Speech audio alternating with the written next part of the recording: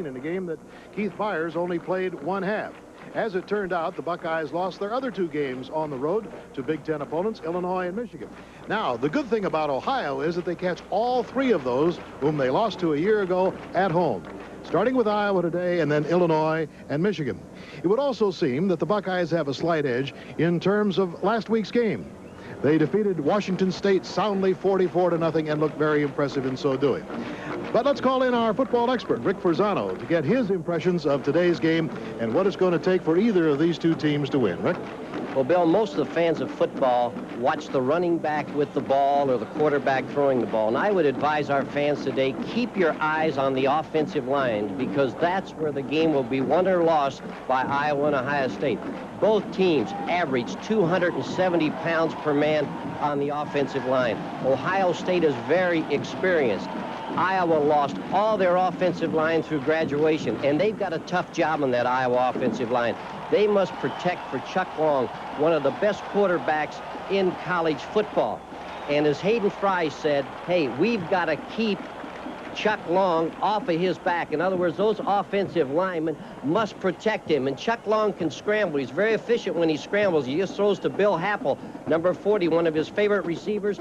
But a young man, Ronnie Harmon, number 31, shifted from receiver to running back, is their big play guy. He is averaged as a running back, sharing time with Owen Gill, 11 yards per carry. He has over 20 yards per catch. He has 5 catches. Ronnie Harmon, the big play guy for Iowa. And I wouldn't be surprised today if we saw Ronnie Harmon and Owen Gill in the same backfield. Owen Gill last year had a 6.2 average rushing the ball. This year he's 4.4. So when you put Gill and Harmon in there together, you've got yourself quite a running tandem. On defense, they are a sound defensive team. Larry Station and Spitzik, he is a good football player. Both linebackers are good. They have an interception by career. But let me say this to you. I just don't know if those 11 starters will be enough if they turn the ball over like they did against Penn State. Hayden Fry had a few comments about turning the ball over and also about his defense. I think that's true. We had costly turnovers last week. We've got 9 new faces on the offensive side of the ball, and we anticipate mistakes. Hopefully today we'll make less mistakes because we do have an outstanding defense. Chuck Long versus a young Ohio State secondary. Is that a key factor in your favor? Well, really, it gets down to how well we can protect Chuck. If we can give him the protection, I think we can throw the ball. And how do you stop Ohio State's Keith Byers? Have any defensive scheme for that? Well, I don't really believe you stop Byers. I think we've got a plan to slow him down. Obviously, it's going to take a lot of gang tackling, tremendous pursuit. He's a fantastic football player, and very seldom do you see just one man bring him down. Well, it should be further noted that a year ago, Keith Byers gained 98 yards against the Hawkeyes in that first half before he went out with an injury. So the Hawks know that this is a very formidable object. Let's talk about Ohio State and their offense. Ohio State, the offense, Mike Tomczak, coming back from a broken leg. Last week, Washington State, 3 possessions, 3 touchdowns. Keith Byers, one of them that you see catching the football there. This young man, Tomczak, can make it go, but Keith Byers, the complete back, 163.5 yards per game for Ohio State. He is an excellent football player. The Ohio State defense is young. Pepper Johnson from Detroit picks the ball off at the goal line. They are aggressive, very fast on defense. They are the type of football team on defense that can make the big play. Right here, the ball is thrown right to Terry White. He intercepts, but he was there. The Ohio State defense, very opportunistic. They will throw the ball, and when they throw the ball, they'll throw it to Mike Lanise. But as Earl Bruce said yesterday at the luncheon, we are going to run the football. All right, that's a capsule summary of both Iowa and Ohio State. The emotion, of course, plays a great role in this game, as will the heat today. Let's get a comment from Jim Bounds about both of those issues. You're exactly right, Bill Fleming. The heat and emotions will play big factors today. First, the emotions, nothing needs to be said. Iowa, Ohio State, the first conference football game of 1984 for both schools. The players will be ready. The 89,000 fans at Ohio Stadium will be ready also. The temperature, 85 degrees probably at kickoff here. We expect down on the artificial turf of Ohio Stadium, the temperature get well above 95, between 95 and 100 degrees. And throughout the game, we'll be keeping you up to date on the temperature at field level. It could have an impact. Going back to Ohio State and Coach Earl Bruce, we visited with Coach Bruce yesterday, and of course his team coming off that great defensive effort against Washington State last week.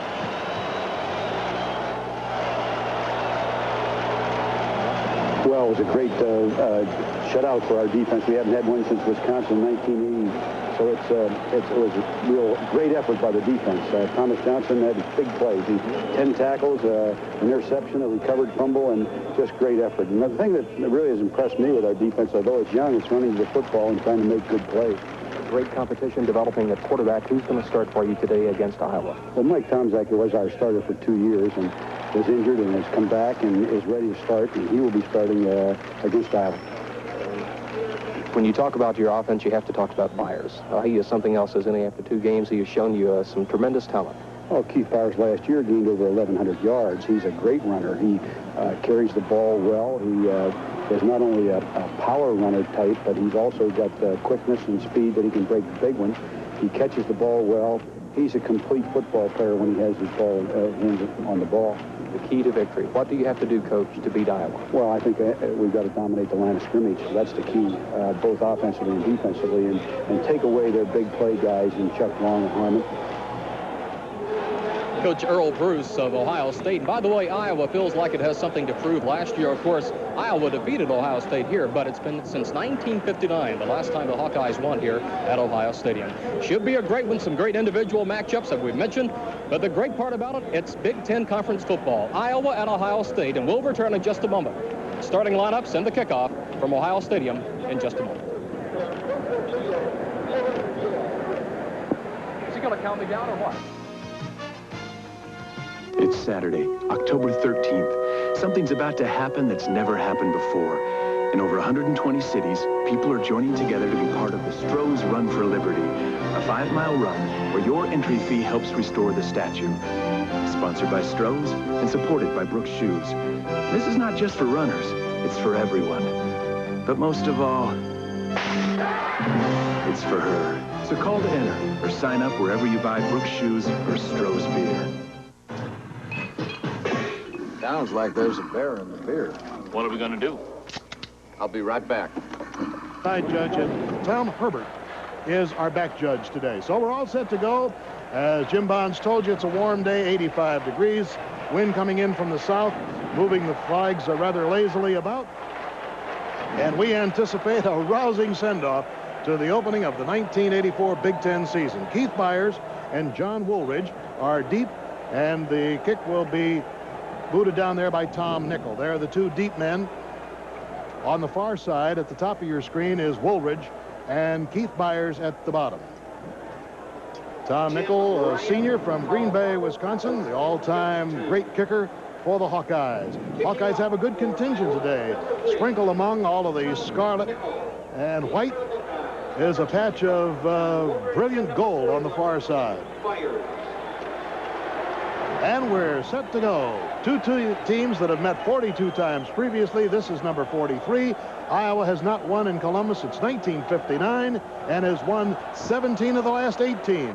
I don't know whether that was intentional, but the short kick is taken by Ohio State and moving it up to the 22 or 23-yard line before Jay Norvell brings John Woolridge down.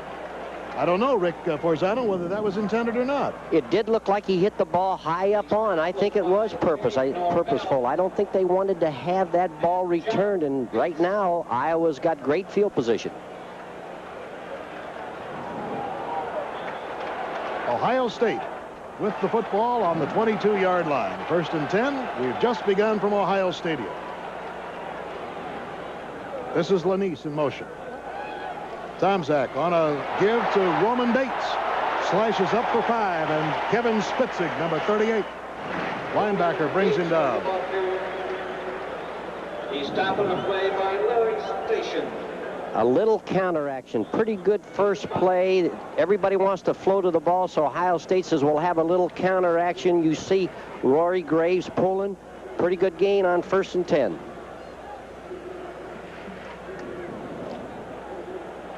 Up come the Bucks, who had an awesome ground game a week ago. Seems they always do have. And Tomczak rifles it out to the side, and Lenise makes the catch at about the 34-yard line. Keith Hunter, number 14 of Hawkeyes, on his back, and that will be a first down. Out patterns are always timing patterns. You just set and you throw the ball at the sideline.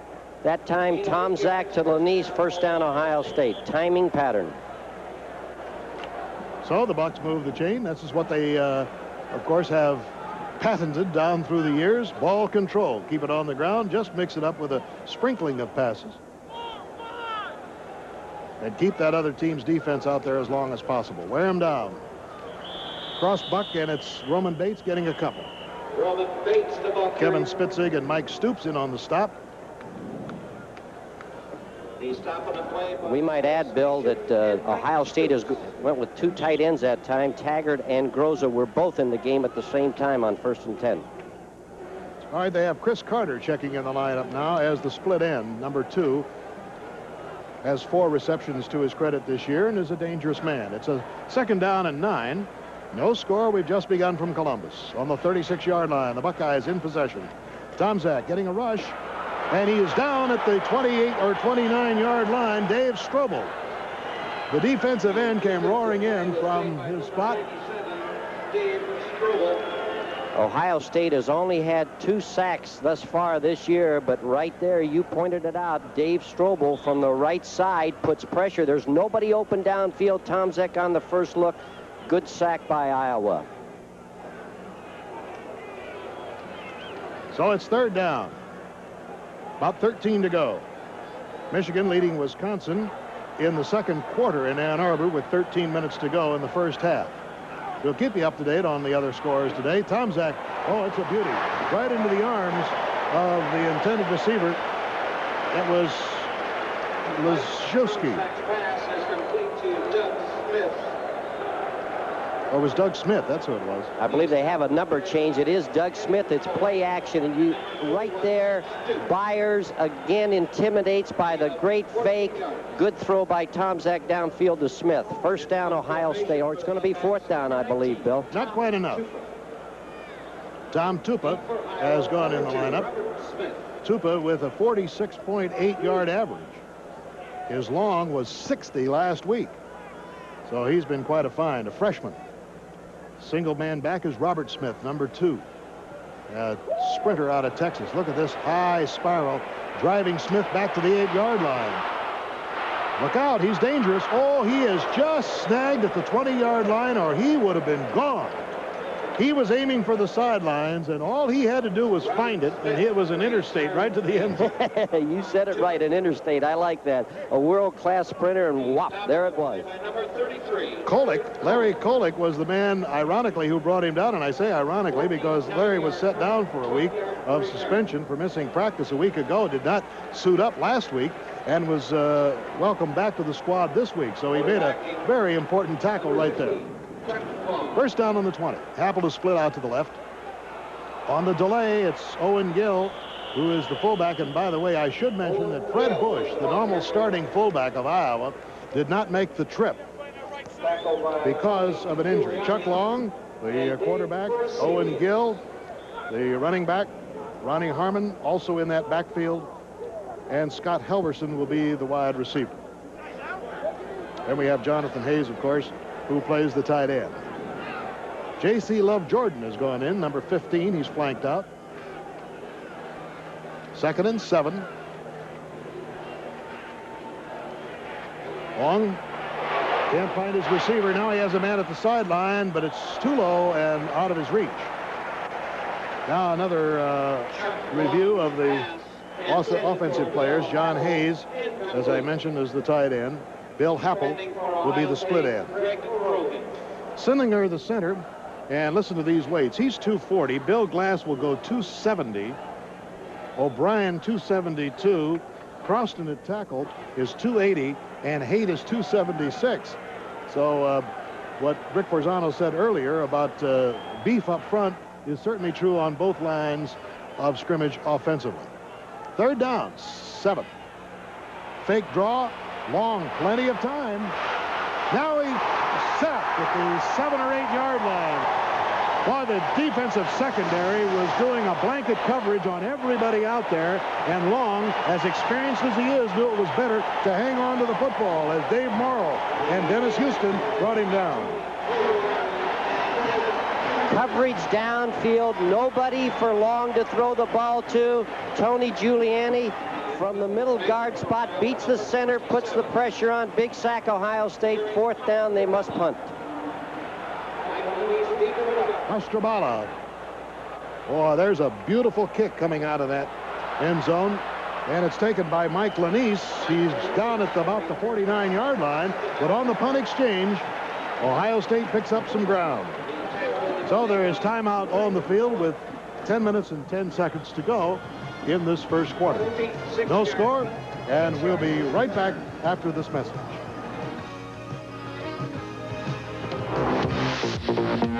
Converse All-Stars. They started out on the basketball court, but now They're everywhere. They're everywhere.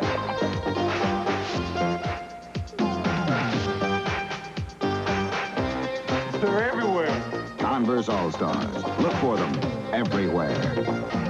Official athletic shoe of the 1984 Olympic Games. This bartender's the next big league pitcher and loves to serve fire-brewed Strohs. See what I mean? That was his fastball. That was the curve. Look out. Wild pitch. What was that? Relief pitcher. Strohs and Stroh Light, fire brewed for smoother taste. Ohio State has picked up 7 yards on the punt exchange, giving it up at the 44 and getting it back on the 49. So the Bucks come out. No score first quarter, 10-10 to go. In case you joined us late, Mike Tomczak making his first start today at quarterback for the Buckeyes, coming back from a double break in his right leg. Nice hole opens up for Keith Byers, and he keeps right on blasting. If you recall, before the game started, Hayden Fry says we've got to gang tackle. We cannot arm tackle him. And that's what they tried to do, and you can't bring a 232-pounder down that way. Well, I'm not so sure the Iowa defense tried to arm tackle. It's just a question that Byers is so strong, and he turns the ball right upfield. He's got strong shoulders, strong arms and legs. First down, Ohio State.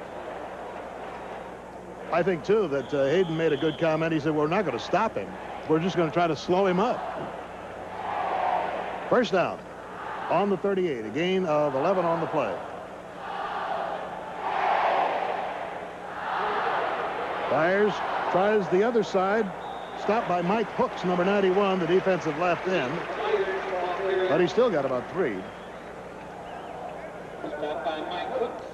When you realize that in 2 games he has rushed for 327 yards, 4 touchdowns, and has caught about 57 yards worth of passes, you understand his great worth to the Ohio State offense.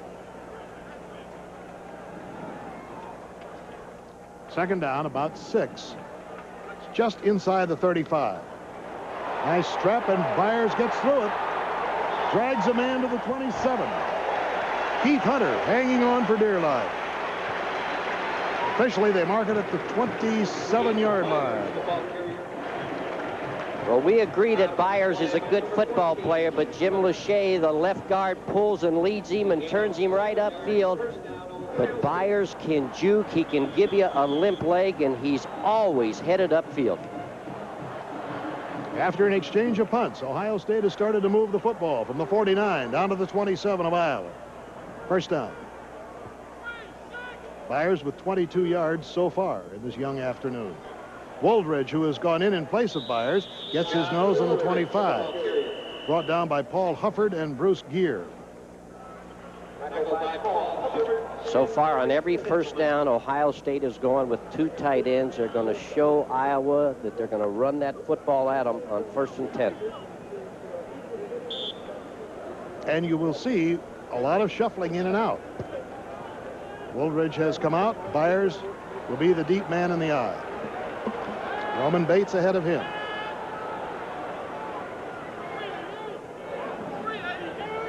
Tomczak obviously calling at the line of scrimmage. He's got his man, and the ball is dropped.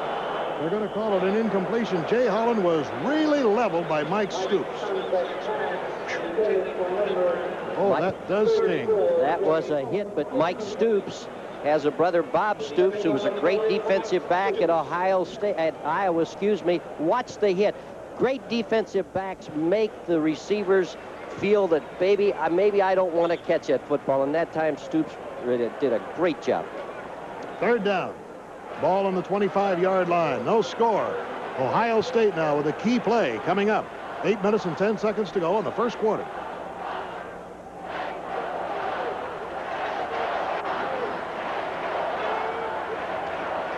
Tomczak taking plenty of time on that. He's got his man. It's Chris Carter. And Stoops is on his back, and Carter has a first down inside the 10. Mike Tomczak drills the football. It's a blitz by Iowa. It is picked up well. Watch Jim Lachey pick up the linebacker blitzing. Tomczak sets, hits the ball against man for man on Chris Carter on a little down and out pattern against Stoops. First down, Ohio State. 8 minutes to go, first quarter, and the Buckeyes have a first and goal to go on the Iowa 8. Iowa in the top 5 defensively a year ago has got Hooks and Hufford and Peterson, Little and Strobel, Spitzig and Station, Stoops, Hunter and Creer, all ganged up in there, and they try to stop Roman Bates, and coming in from behind is Mike Hooks to do it. However, Bates gets it forward to about the 6-yard line. We've said it many times, the yardage down there inside the 10-yard line gets awfully, awfully tough, and good defensive football teams rise to the occasion inside the 10. This telecast is presented by authority of the Big Ten Conference and is intended solely for the private use of our audience. Any rebroadcast or other use of this telecast without the express written consent of Ohio State University and the Big Ten Conference is prohibited. 7 minutes and 7 seconds to go. First quarter, second down, goal on the 6. The Buckeyes knocking on the door at no score yet. Oh, what a hole it opened, and then all of a sudden it closed on Byers. Somebody really plugged it, and I think it was Hap Peterson, number 50. This is what you have to do to great backs. Watch number 50 roll off the block, hit him right there. But number 77, George Little, also pursued to the play, but that's what you have to do. Hit a back like Byers right at the line of scrimmage and try to make him pay a price there. Doug Smith has reported into the lineup as a split end, number 49, and comes out wide to the right. He didn't even see action last week. Third down. And here is Tomczak, hit from behind. Nate Creer grabbed the football, but it is an incompleted pass. What a shock to Tomczak as he got hit, I think, from Strobel. I couldn't tell who was roaring in on the opposite side. I couldn't see his number. Maybe we can see him. No, it's Creer. It's Creer coming from the backside, and that's something you always want to do is protect the backside of your quarterback. The referee was a little late there. I wasn't sure if he was going to call an incomplete pass or a fumble. He called it incomplete pass. Fourth down, Ohio State will attempt a field goal. Well, I tell you, that's a marginal call. It looked to me like that arm had not started to come forward. I agree with you. Rich Spangler is 3 for 5 for field goals. This one is up from the 22, and it is good. So Spangler has scored his 4th field goal of the season. The clock is stopped on the field, and Ohio State has a 3-0 lead. We'll be right back after this message from your local station.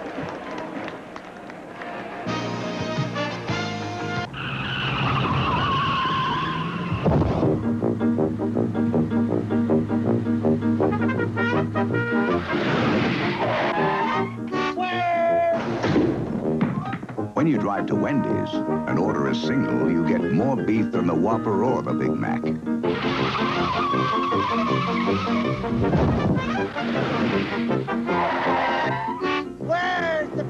At Wendy's, you never have to ask, where's the beef? The best things in life are worth waiting for, like a Buick. Buick has been building better cars for years, and now Buick is building the best ever. Best quality, best performance, best in class. Backed by service from your Central Ohio Buick dealer. Stop in today for your value. If he doesn't have the model you want, he'll get it for you, and it'll be worth the wait. For a good deal, and a good deal more, see one of your Columbus Buick dealers.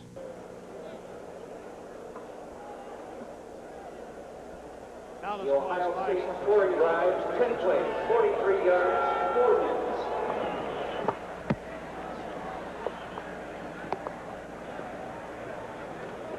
Ohio State coming out to kick off the football.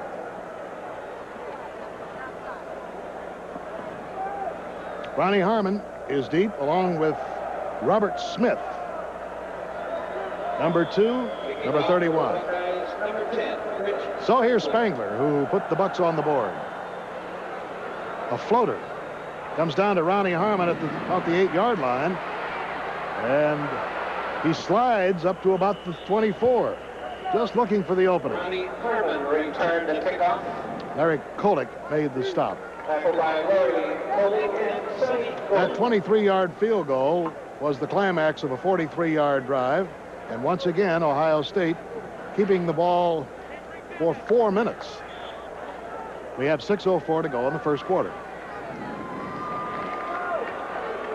Apple comes out to the left. Helverson is split to the right. And Chuck Long has plenty of time. Down the middle he goes, and he goes to Happel.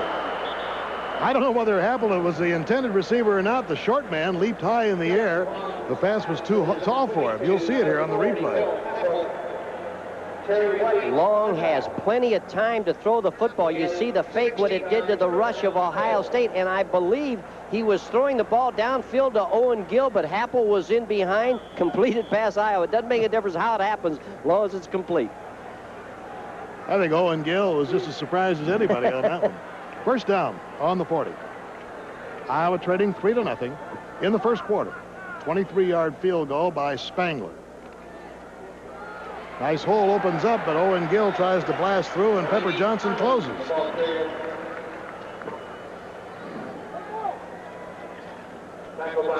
Let's pause 5 seconds to allow our stations to identify themselves. This is WBNS 10 TV, Columbus, Ohio. So with the ball on the 43-yard line, Iowa with a second down and 8. Helverson and Happel once again are split, and now they go with a single back with Owen Gill deep. Offset from center. And they switch it around to an I. That's Ronnie Harmon deep. On the fake draw, over the middle to Happel, and he's got it. First down at the 39-yard line. Well-conceived play, and Greg Rogan made the stop. This is exactly the play that they just completed to Happel. You see the coverage. Ohio State is going to a 2 deep. You see the linebacker's going to jump right there on Owen Gill. Happel comes in behind him. Well-conceived play action down the middle. Now the Hawkeyes moving the football. Number 2 in the nation offensively a year ago, but many of those guys are gone. So they had to revamp the offense, and Owen Gill makes a nice move, sidesteps 2 or 3 people, and gets his first down at the 27-yard line. Greg Rogan making the stop. Can you believe that Owen Gill never played high school football? He was a rugby player in England. Good first down call. Watch the little counter action, a fake to Harmon. Then you see the ball given to Gill. It's good against a pursuit team like Ohio State that runs on that first look. Good counter action, first down Iowa. Owen Gill moved from London to Brooklyn, New York in 1978, and that's the first time that he really played American football. First and 10. He's got a 6.2 average. Not bad. And Long being chased. Throws to the short man, Ronnie Harmon. He's tough one-on-one. Down the sidelines he goes, and he's out of bounds. Very close to the 10-yard line.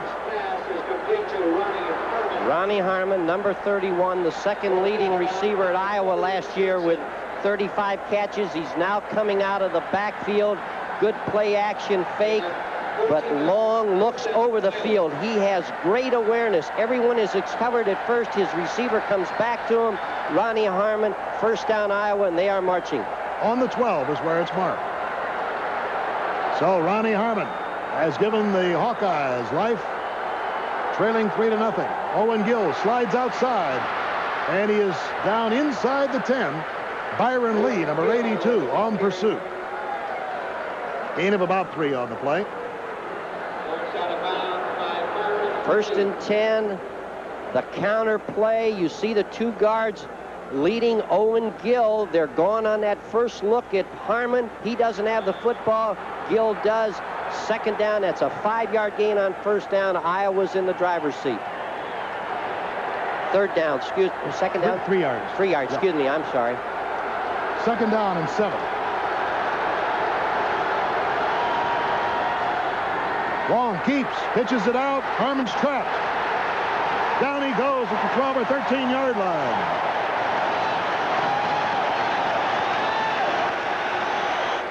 You almost wonder on that if Long wouldn't have been better off ducking inside himself. He played it to the short side of the field. Not much room to maneuver.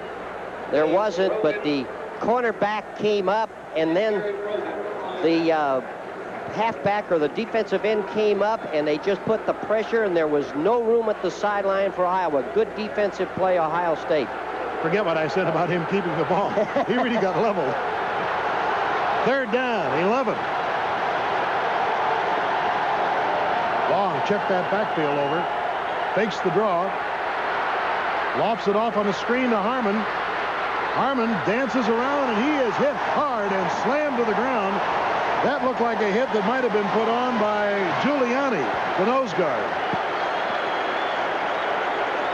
The same screenplay that Harmon went 80-some yards earlier in the year. He ducks out. Long does a good job of reacting, but watch the Ohio State defense move up, and this is the kind of tackle that you put in Scholastic coach. Anthony Giuliani, senior nose guard. And now here is Tom Nickel to try a 30-yarder. He's right in the center of the field, as you can see, and he puts it up truly. It's good, and it is 3-3, and this ball game promises to be just as close as it is right now. Timeout on the field, 2:33 to go in the first quarter, and we'll be right back after this message. And a run to daylight. Hi, this is Bob Greasy for the Sporting News, and we have a play that'll win big for you every time. 2 issues for the price of 1 to introduce you to the Sporting News, the Sports Bible. That's right. You get 23 issues of the Sporting News for just $9.97. 2 for the price of 1. You can't buy the Sporting News at a lower price anywhere. It's the magazine that gives me the no-nonsense details of all Major League sports and college action. To love sports is to love the Sporting News, the Sports Bible. Why don't you subscribe today, and here's a friend to tell you how. That's right, Bob. You get the Sporting News at the low rate of 44 cents an issue. 23 issues for $9.97. That's half the regular subscription price. To subscribe, call toll-free 1-800-228-5511. That's 1-800-228-5511. That's 1-800-228-5511.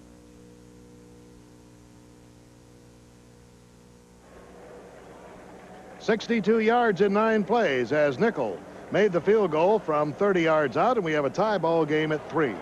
Nickel will now boot it off to the Buckeyes. They have the 2 deep men back there. Byers is back along with Woolridge. Ball comes to Woolridge. Oh, look out. He breaks out of the pack. And he is pulled down at midfield. What a great run by John Woolridge. Oh, that's timing. We talked to Earl Bruce yesterday, and all he talked about was the kicking game. The kicking game can turn a ball game around. John Woolridge just refuses to go down. Great field position for Ohio State on the 50-yard line, and John Woolridge put it there. And it was Devon Mitchell, number 21, who saved the touchdown. If he hadn't gotten him, Woolridge was gone. He ran 50 yards last week in just a split second against Washington State. So we know that he's got that sprinter-type speed. First down at midfield. 3-3 ball game, 2:23 to go, first quarter. 2 old rivals battling for the 43rd time. Ohio State with a wide edge. winning 17 of the last 18 games played between these two teams. Byers on the cut, finds the hole. Look out, he could go all the way. Touchdown Byers, 50 yards. Oh, and what a hole between guard and tackle. Wait till you see that on the replay. Scott Zielinski, Kirk Loudermark, Mark Karowitz, they opened up a hole. Watch the left side of your screen. Watch number 74, Zielinski pull. Right there, fine block because he made the block on Kevin Spitzig. When you eliminate the linebackers and Byers has sprinter speed, it's all the way choo-choo Ohio State, 6 points. That is the 5th touchdown of the year for Keith Byers. And he just sprinted 50 big yards. Spangler on the hold of Lanise will try to give the Buckeyes their 10th point. Perfect. It only took 10 seconds for the Buckeyes to score. 50 yards in 10 seconds. Timeout on the field. Ohio State leading 10-3, and we'll be right back right after this message from your local station.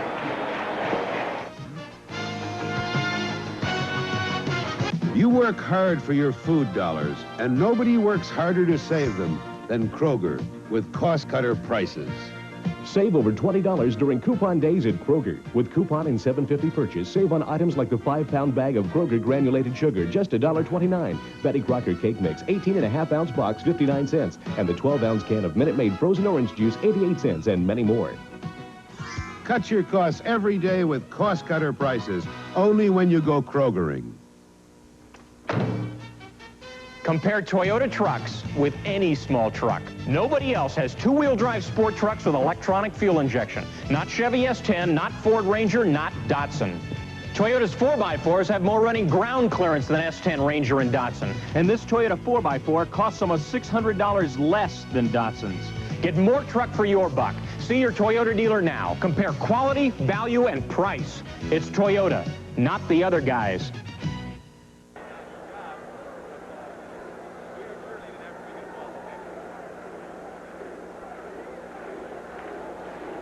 Spangler will kick the ball off to the Hawkeyes, who obviously have been stunned by that very quick explosion from midfield. 2 lapses by the Hawks. Poor tackling on the kickoff, allowing Wooldridge, first of all, to give Ohio State the ball at midfield, and then just superb blocking up front by the Buckeyes, and the Hawks just didn't react to it.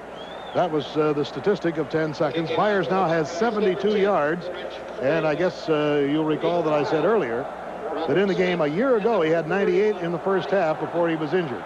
Short kick taken by Robert Smith, and he can move. Look at this hole for him. He'll come to the outside. Before he can get there, though, he is snagged and pulled down. 17-yard return by Taggart. Let's take a look at that surge of that line. Eliminate linebackers from the defense. Number 74, Scott Zielinski, makes a block on Kevin Spitzig. Touchdown. When you have Keith Byers behind a block like that, you're going to get 6 points. And so give credit to that great offensive line of Ohio State. First down on the 19. 2 minutes and 8 seconds to go in the first quarter. It's 10-3. The Buckeyes leading. Owen Gill is set back directly behind the quarterback. And Long looks to the side. Ronnie Harmon pulled down. Number 7 is Sonny Gordon, the rover back, assigned to cover Ronnie Harmon. Not an easy job. Chuck Long is trying to go downfield. There's no one to throw the ball to. He throws it out into the flat, but Sonny Gordon is right there, and he puts the stop. Yeah, I misspoke. I thought it was Ronnie Harmon. It was 34, not 31. That's John Hayes, the tight end. Second down and 6. Hawkeyes trailing 10-3 here in the first quarter with a minute and a half to go.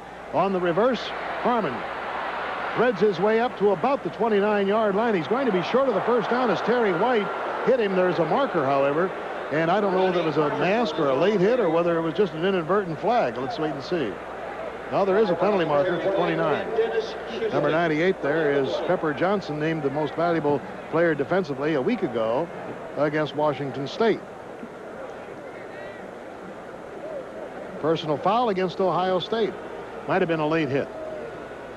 And there is a Buckeye player down on the field at about the 29-yard line. It's Chris Spielman, the freshman linebacker. And they're attending to him right now. Iowa really hasn't been able to move the ball that much. And you see the 15-yarder being tacked on. Iowa has not been able to move the ball that much on the ground, only with those little counter plays. Interesting story about Spielman. He did not start in the first game. And ball, personal foul on the red. Earned his way to a starting role after just an absolute fantastic entry into the game in the second half. Played somewhat hobbled last week with an ankle injury. Here's the late hit. See if we can see it. The counter action. Ronnie Harmon with the ball. Good blocking. You see a lot of Ohio State jerseys down. There you see the late hit by Pepper Johnson, number 98. Good call by the official. Moves the ball up to the 44-yard line, and they are still attending to Chris Spielman, the freshman linebacker out of Massillon, Ohio. Total of 17 tackles so far this season. He was a consensus All-America tackle at Washington High School there, where I think his father is the principal. Chris Spielman is one of the most intense players on the Ohio State squad. When they were playing Oregon State in the first game, Earl Bruce said he kept hearing this person behind him saying, "I want to play, I want to play, I want to play." And Earl Bruce finally said to the defensive coordinator of Ohio State, "Put him in the ball game," and they got him in. He played a great game. He's been playing on an ankle that's been gimpy, and will come out of the lineup. Certainly hope it isn't serious for him.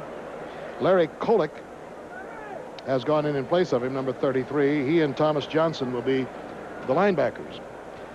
So by virtue of that 15-yard penalty tacked on to the end of that play, the Hawks have the ball at the 44-yard line. 10-3 is the score. A field goal and a 50-yard burst by Keith Byers on the Ohio State side, and a field goal by Tom Nickel for Iowa. We're still in the first quarter, and I don't think we've seen the end of the scoring. First down at the 44.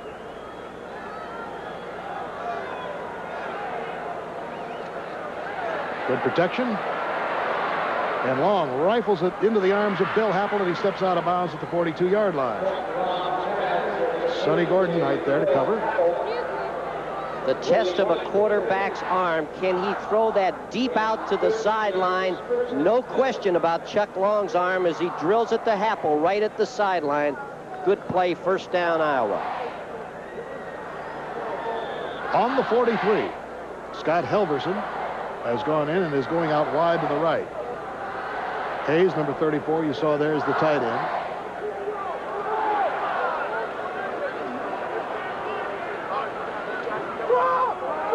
On the draw, it's Owen Gill, and he is hit by Giuliani and knocked down at about the 41-yard line. Good mix-up of plays. Throw the ball down the field a little bit. Run the little draw play right now because the Ohio secondary and linebackers, you can see Pepper Johnson starting to back off a little bit. He gets a lead block by number 56, Sillinger, the center. Turns the ball upfield, but I'll tell you, Ohio State was equal to the task and only allowed him 2 yards. Second down and 8. J.C. Love Jordan has gone on the lineup. What a hit, and Long turns it out. Great reaction by Chuck Long. He was really splattered by Larry Kolick, and all of a sudden he just got out of the grasp and gained about 4. He got turned around by the tackle right here, and he says, "Hey, baby, I might as well pick up anything that I can." Awareness, that's what Chuck Long has. He picks up third down and about a long 2.5. And that is the end of the first quarter, and the Buckeyes get quite a cheer as they will come down to the south end or open end of this big horseshoe here on the banks of the Olentangy River. So there's timeout on the field at the end of the first quarter, and the Buckeyes are out in front by the score of 10-3.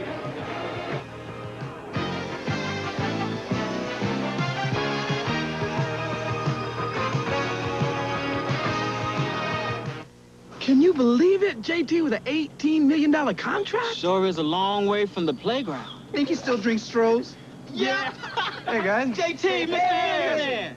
Richard. Timothy. This is all right. Glad he didn't forget his friends. Oh, it's Strohs. Where is the Strohs? Out by the pool.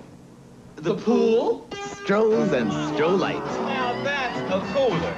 Fire brewed for smoother taste. Sounds like there's a bear in the beer. What are we gonna do? I'll be right back. Where's he going? He's going to get that beer from that bear. That's not just a bear. That's a grizzly. Yeah, but that's not just a beer. That's fire brewed Strohs. I thought we had 3 cases. Well, had to make a deal. Strohs and Stroh Light, fire brewed for smoother taste. Bob Connors here with my WTVN radio morning team. Sergeant Bob Douglas keeps you up on rush hour Sergeant traffic. Bob Douglas, 610 TBN. Chuck Underwood scores on WTVN Radio Sports. Meteorologist Pat Pagano forecasts from the 610 Weather Center. And the WTVN Radio News team updates your top stories. Don't go another morning without it. The Bob Connors Morning Show on 610 WTVN Radio. That's the 3rd news card this week. Does your financial paperwork look like this every month? Broker statements, checks you wrote, cash that should have been invested. You need Bank One Select Account. The Select Account brings your checking, investment, and credit picture together into a single balanced account. Keeps track of it all in one monthly report. Nice. The Select Account, the checking account that's also a broker, an accountant, and a source of credit. Ask about it at Bank One. Jim Bond sidelines at Ohio State. You're looking at the outstanding freshman linebacker, Chris Spillman. You see his ankle that has been diagnosed as a sprained ankle, so he is out for the remainder of this game. Back upstairs, Bill. Boy, nobody feels worse about it in the entire stadium than that young man. Spielman, quite a competitor. It's a 3rd down and 3. Boy, a big hit on Chuck Long. Coming through was Sonny Gordon, putting the heat on. Ronnie Harmon was out there, but couldn't get to the ball. It had to be thrown very quickly and obviously errantly. Good defensive call, a blitz. Sonny Gordon, safety blitz, puts the pressure on Chuck Long. Iowa must punt the football. Oh, you could almost smell that blitz coming with a 3rd and 3. The ball on the 36-yard line, and Tom Nickel will try a field goal from the 43. This will be a 53-yarder. Well, he's 2 out of 4 so far this year coming into this game, and now 3 out of 5. This will be a 53-yard attempt. It's going to be way short. Hardly makes it to the end zone. So that will give the Buckeyes pretty good field position, I would say, with 14:51 to go in the first half. Time is out on the field. Ohio State is leading it by the score of 10-3, and we'll be right back after this message. Hey, guys, I'm back. Catch anything, Riley? Yeah, caught this granddaddy of a fish. But when I got him in the boat, he says, I'll give you 3 wishes if you throw me back. A talking fish? Well, it was hot. I was thirsty, so I wished for a nice, cold Stroh's beer. And there it was. Tasted so good, I wished for another one. 2 wishes, 2 Strohs? And what'd you do with the 3rd wish? Hey, did I forget my friends? Strohs and Stroh Light, fire brewed for smoother taste. When the race is over and Team Murray's won, try a little freestyle and make your head spin round. S20 Freestyle, right high. You take a race-bred wonder, add a coaster brake. Let the other guy worry, cause this bike's no fake. S20 Freestyle, right high. It's got the look of a winner, the feel of a champ. Cause Rad White C-Rims do its coaster brake clamp. If styling's what you're looking for, S20 Freestyle, Murray gives you more. Well, the ball is placed down at the line of scrimmage, the 36-yard line. I'm not so sure that was the most prudent move in the world because the wind is coming in from the south. It's not a strong wind, but it is a significant wind. And 53 yards is a pretty big kick, even on a calm day or with a tailwind. 1st and 10 for the Buckeyes, leading 10-3, just at the start of the 2nd period.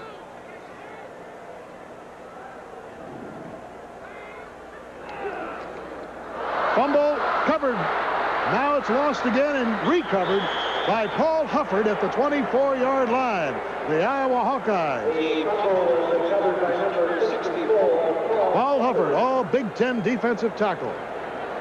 The first lost fumble by Ohio State this year. It was a bad exchange between Loudermilk and Tom Zak. It cost Ohio State dearly. Iowa now has great field position, and maybe Hayden Fry did all right on that field goal attempt anyways. Eric Kumaro is in the lineup as a defensive end for Dennis Houston. Halverson split out wide to the right for Iowa.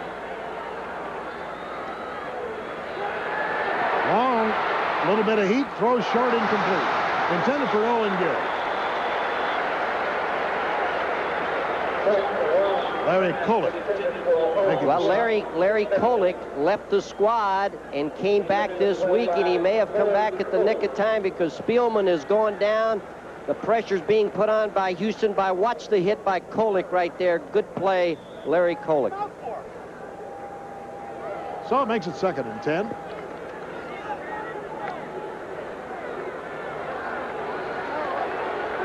Earl Bruce made an interesting comment. He said that Chuck Long is going to complete passes. However, he's going to complete the passes that we want him to complete, not that he wants to. Fumble, and picked up by Ronnie Harmon. Fortunately, it bounced right into his arms at the 28-yard line. How many times have we said that ball takes funny bounces? Watch the ball right here. This time it's an Iowa bounce. Last week they were all bouncing into the Penn State defensive hands. This time Harmon's able to pick it up and advance it a little bit. So the Hawkeyes spluttering here with a 3rd and 14 after getting a fumble recovery at the 24. They have it back at the 27 or 8-yard line. J.C. Love Jordan's out to the left side as they split the backs, Harmon and Gill.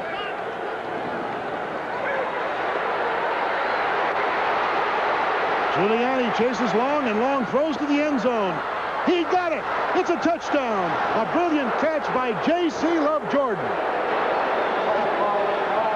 What a play by Long. I agree it was a fine catch by Lovejoy, but Long, this is the thing Ohio State was afraid of. Keep Long contained because, believe it or not, his passing efficiency is better when he throws on the run. Now, he's talked about the strength of his arm. Watch that. He just drills it into Lovejoy in the corner of the end zone. It's almost like the same play we saw in the pregame show to Happel for a touchdown. Wow. Lovejoy, huh? Well, that's a new name for Love him. Jordan. Maybe they'll call him Lovejoy from now on. 10-9, and Nickel can tie it up. It's up, and it's good. Let's see if there are any penalty markers. Nope. And it's a brand new ball game. We have 13:43 to go in the first half. And the score is all tied at 10, and we'll be right back after this message from your local station. Picture your car's engine. Hundreds of steel parts grinding together. Hot, a couple hundred degrees. Buddy, you want to make it last, you change your oil. And to do it right, without spending much money, you go to Nationwide. Right now, Nationwide has Haviland 10W40 on sale for just 74 cents a quart. Buy 5 quarts and get $1.25 back from Haviland, making your cost just 49 cents a quart. Take the road to confidence. Nationwide, your low-price, good advice auto parts store. So now we have our Huntington personal credit line. It's all arranged. You're pretty pleased with yourself. I saved us the fees other banks charge. That's about $250. That's right. But what was the rush? You're not planning I'm planning ahead. Huntington's offer expires in just a few more weeks. I can't give you credit. Huntington's given us all the credit we'll ever need. Right now, there are no fees to open your Huntington personal credit line. So stop by the Huntington to arrange yours. This offer ends September 29th. Bill Fleming along with Rick Forzano and Jim Bonds at Ohio Stadium in Columbus, where it's all tied. It only took a minute for the Hawkeyes after recovering the fumble at the 24-yard line on that pass, a 27-yarder from Chuck Long to J.C. Love Jordan. Short kick, Byers and Woolridge. Woolridge. Good hold. Oh, he almost got loose again. He went up to the 50-yard line the last time, and he got to the 34 on this one. Good field position as Ken Sims brought him down. Woolridge, watch it now. I really don't think I would kick this ball to Woolridge. I'd find somebody else to hit it to. He had a 42-yard average coming into this ball game, but he gets some good blocking. But good kick returners find that little opening. They can turn it upfield, and Woolridge almost again goes all the way. So the Buckeyes, with 13:36 to go in the first half, find themselves in a tie ball game now after leading 10-3. Two of their leads have been wiped out. However, they've never been behind. Just a blast through the left side. Mike Stoops makes the stop on Byers along with Larry Station. Iowa's really changing their defense. They're moving their down people around. That time, Ohio State had a little trap on with Scott Zielinski leading Byers again. Block down and kick out. And that's always nice on 1st and 10 when you can pick up 4.5 yards as Ohio State did. They're now in the driver's seat. Second down, about 6. The ball on the 38. Byers, the only back behind the quarterback. Tom Zak getting some heat. Throws it. It's caught. Ed Taggart, the tight end, at the 48-yard line, and Keith Hunter's right on his back. It's a first down.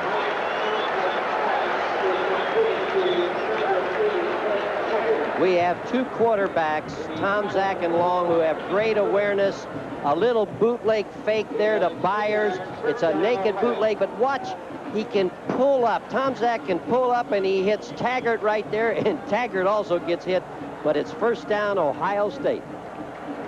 Ball blown dead at the 48. Taggart comes out. Groza goes in at tight end for the Bucks. Tom Zak on the delay to Byers. Hits head on at the line of scrimmage. Larry Station straightened him up. And tell you one thing, that is quite a collision. Station at 233, Byers at 232 as Hayden Fry paces on the far side. Well, he was a great quarterback at Baylor for 3 years, 11 years at SMU as the head coach.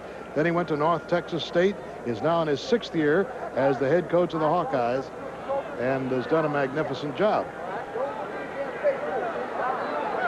12 minutes to go, first half. Ken Sims has come in defensively as the left cornerback. Tom Zak with plenty of time, rifles it, caught by Taggart once again, and he hangs on as he's hit hard at the 45 by Nate Freer, and he's hurt. Might have gotten it right under the chin strap there, right under the face mask. You get a blow to the Adam's apple, and I'll tell you, it's the most absolutely... Watch the coverage and watch Taggart come across to the bottom of your screen. Now, this takes courage, knowing you're going to get hit. He had complete concentration on the football on that crossing pattern. Good play by Ed Taggart. He's injured on this play. Watch the play action fake. Taggart went across from right to left right there, but he is banged down and he is on the field, and let's just hope he's not injured too much.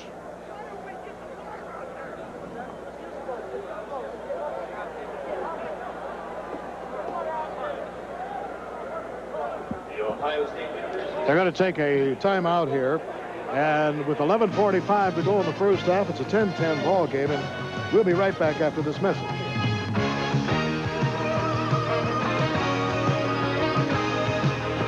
A forward pass, a lateral, and a run to daylight. Hi, this is Bob Greasy for the Sporting News, and we have a play that'll win big for you every time. 2 issues for the price of 1 to introduce you to the Sporting News, the Sports Bible. That's right. You get 23 issues of the Sporting News for just $9.97. 2 for the price of 1. You can't buy the Sporting News at a lower price anywhere. It's the magazine that gives me the no-nonsense details of all Major League sports and college action. To love sports is to love the Sporting News, the Sports Bible. Why don't you subscribe today? And here's a friend to tell you how. That's right, Bob. You get the Sporting News at the low rate of 44 cents an issue. 23 issues for $9.97. That's half the regular subscription price. To subscribe, call toll-free 1-800-228-5511. That's 1-800-228-5511. That's 1-800-228-5511. Taggart has been taken out of the ball game, and we'd like to hear your views on our telecast. This is the address we'd like to hear from you. Right now, we're back to action. 3rd down and 3. Tomczak throws it, crossing pattern to Byers. First down at the 26. Keith Hunter brings him down. And there again shows the value of a man who is so versatile. He's probably got the biggest hands in football. How would you like a size 14 Byers, glove? is he a great football player? Number 41 to the right of your screen. He's going to run out in the flat, but he sees that Tomczak has problems, and he turns it upfield and catches the football. He can run with the ball. He can catch it. Earl Bruce said it. We said it. He's a complete back, Keith Byers. First down on the 26-yard line. Score is 10-10. Quick pitch. And Woolridge is upset at the 19-yard line as he falls forward. Mike Stoops, number 41, making the stop on him. Woolridge has been just brilliant today on the kickoff returns. Again, all it is just reach blocking. Jim Lachey turning the ball upfield, but he got a good block by his outside receiver that time. Did an excellent job of coming down inside. Second down. About 3.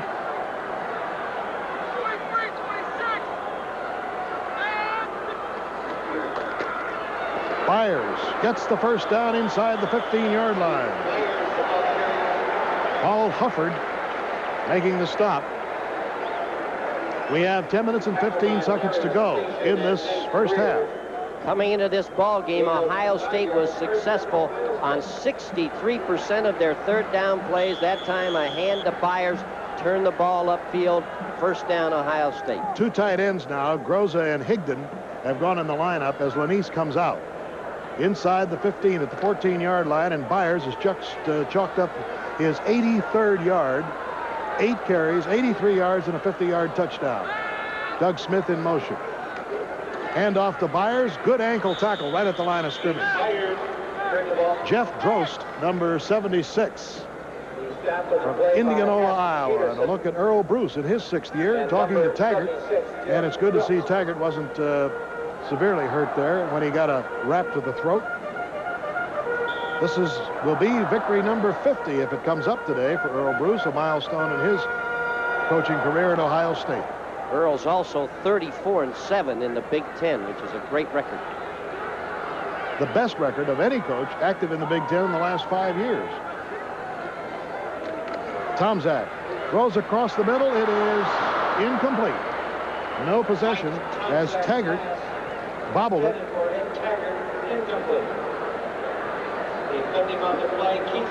To the right of your screen, Ed Taggart, number 80, after the play-action fake. Taggart just doesn't get his head around in time to see the ball coming. Incomplete pass. It was a drilled ball. Perfectly timed pass by Tomczak. Carter and Lanise go into the lineup. Doug Smith checks out, as does Taggart. So we have a 3rd down now as the tension mounts. The Hawkeyes with their goal just 14 yards behind them. Tomczak. Good protection in the cup. Hits Byers, touchdown. Keith Byers seeped inside the secondary and scores his 2nd touchdown of the afternoon in the same corner. He got a touchdown a week ago. They may call it Byers Corner. That's a Byers market, I'll tell you. Woo! But again, he adjusted. He went out into the flat just like he did a couple plays before that. Turned it out to the flat. He saw that Tomczak didn't have him. He turned it upfield. Touchdown, Keith Byers from Tomczak. And look how many Iowa players were there. 3 of them. And he got right in the perfect position. Tomczak is now 7 out of 9 for 89 yards and a touchdown. And it is a 16-10 game. And as Spangler puts his foot into it, he makes it 17. So timeout. 9:07 to go in this first half. The Buckeyes have scored to make it 17-10, and we'll be right back after this message from your local station. Welcome to Rack. Relax and just say Philly beef and cheese, please. Philly beef and cheese, please. Philly beef and cheese, please. Philly beef and cheese, please. Philly beef and cheese, please. Philly beef and cheese, please. Wow. Roast beef, Swiss cheese, sauteed mushrooms, green peppers, and onions on our new natural grain roll with a make-your-own side salad, only $2.99. Just say Philly beef and cheese, please. Philly beef and cheese, please. Philly beef and cheese. Now at a great price at Rack. Friends, Chrysler Plymouth East in Columbus says, buy any brand new 1984 car or demonstrator in our inventory before October 1st, and we'll give you a TRS-80 color computer, and we'll show you how to use it. That's right, friends. Look at this car. This is brand new, 1984 Chrysler LeBaron with air conditioning. You can finance it $49 down, $239 a month, or $9,988. Now look at the E-Class. Brand new, 1984 Chrysler E-Class with air conditioning, $9,988. We'll see you here.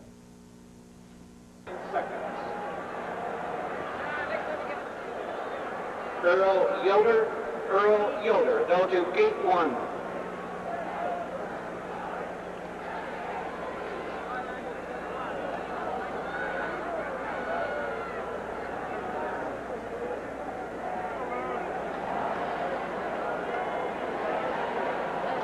This looks like one of those games that whoever has the football last will win it. We may need a 3-digit scoreboard. There you see it. 10 plays, 66 yards, and they have been keeping the ball. The Ohio State offense has. 9 minutes and 7 seconds to go in the first half. A 17-10 game. And here's the boot by Spangler. It'll be high and it'll be deep. Robert Smith will not run it out. So the Hawkeyes will have a chance to get their offensive machine in motion here. What a dimension it must add for a coach's repertoire to have a guy like Byers who can run inside, outside, and be a great receiver. Make adjustments on passing routes. You can work with receivers forever and not get them to understand the adjustments on pass routes when the quarterback is having problems. Byers just adjusts naturally. So here come the Hawks, trailing now by 7.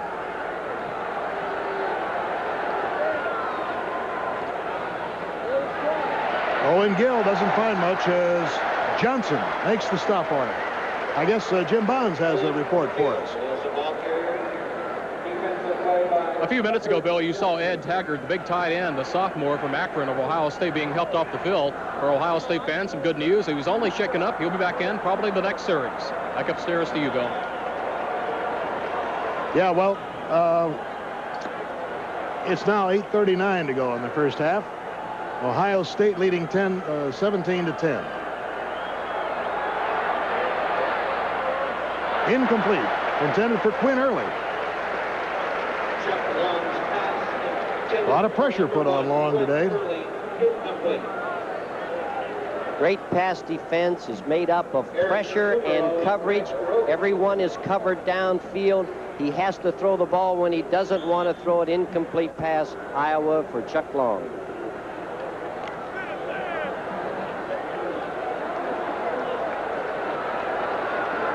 Long is 6 out of 10 for 65 yards and a touchdown. In total yardage, Ohio State has 170 to this moment, and Iowa 107. Intercepted on the deflection, and it's Larry Kolick. He goes all the way for a score.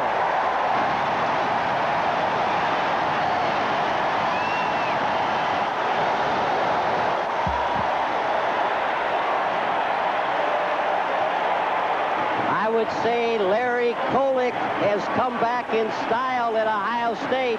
He gets the tip ball, and again, that's what linebackers are supposed to do. Get tip balls, read his eyes, read Chuck Long's eyes, get up there, get the tip ball, take it in for 6. Larry Kolick has made a great return to Ohio State football. Larry Kolick is a junior from Smithville, Ohio. And what a thrill it is for him getting his first Buckeye touchdown on a 25-yard return of a deflected pass. Spangler will try for the 24th Ohio State point.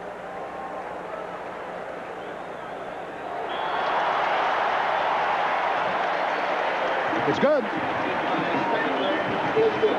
And so the Buckeyes have a 14-point lead, and the Hawkeyes now are going to have to really scramble against a very, very tough Ohio State defense. Hayden Fry said, I'm concerned about turnovers. That's exactly what has happened here. He's had turnovers by his offense. He's given Ohio State field position. That time a touchdown. Turnovers will kill you.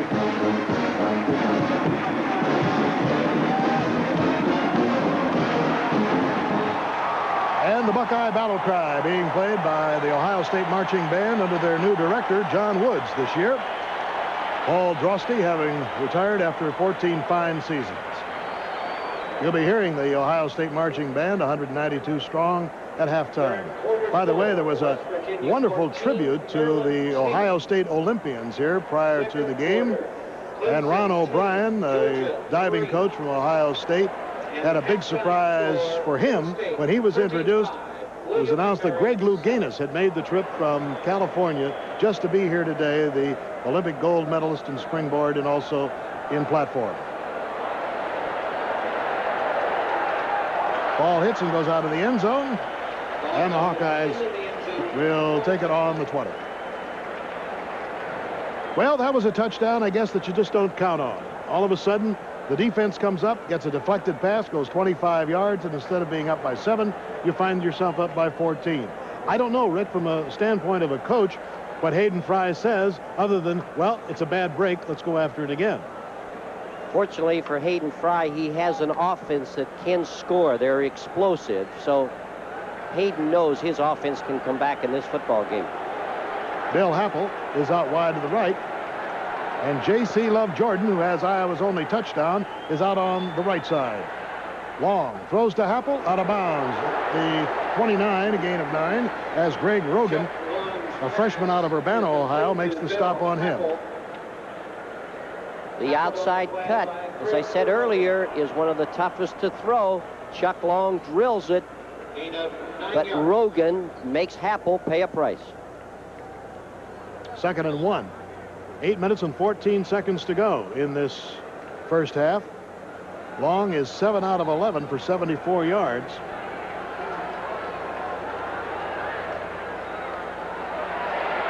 Ronnie Harmon, pretty good change of direction there when he saw his path was blocked, and he gets it up to about the 35-yard line. Robert Smith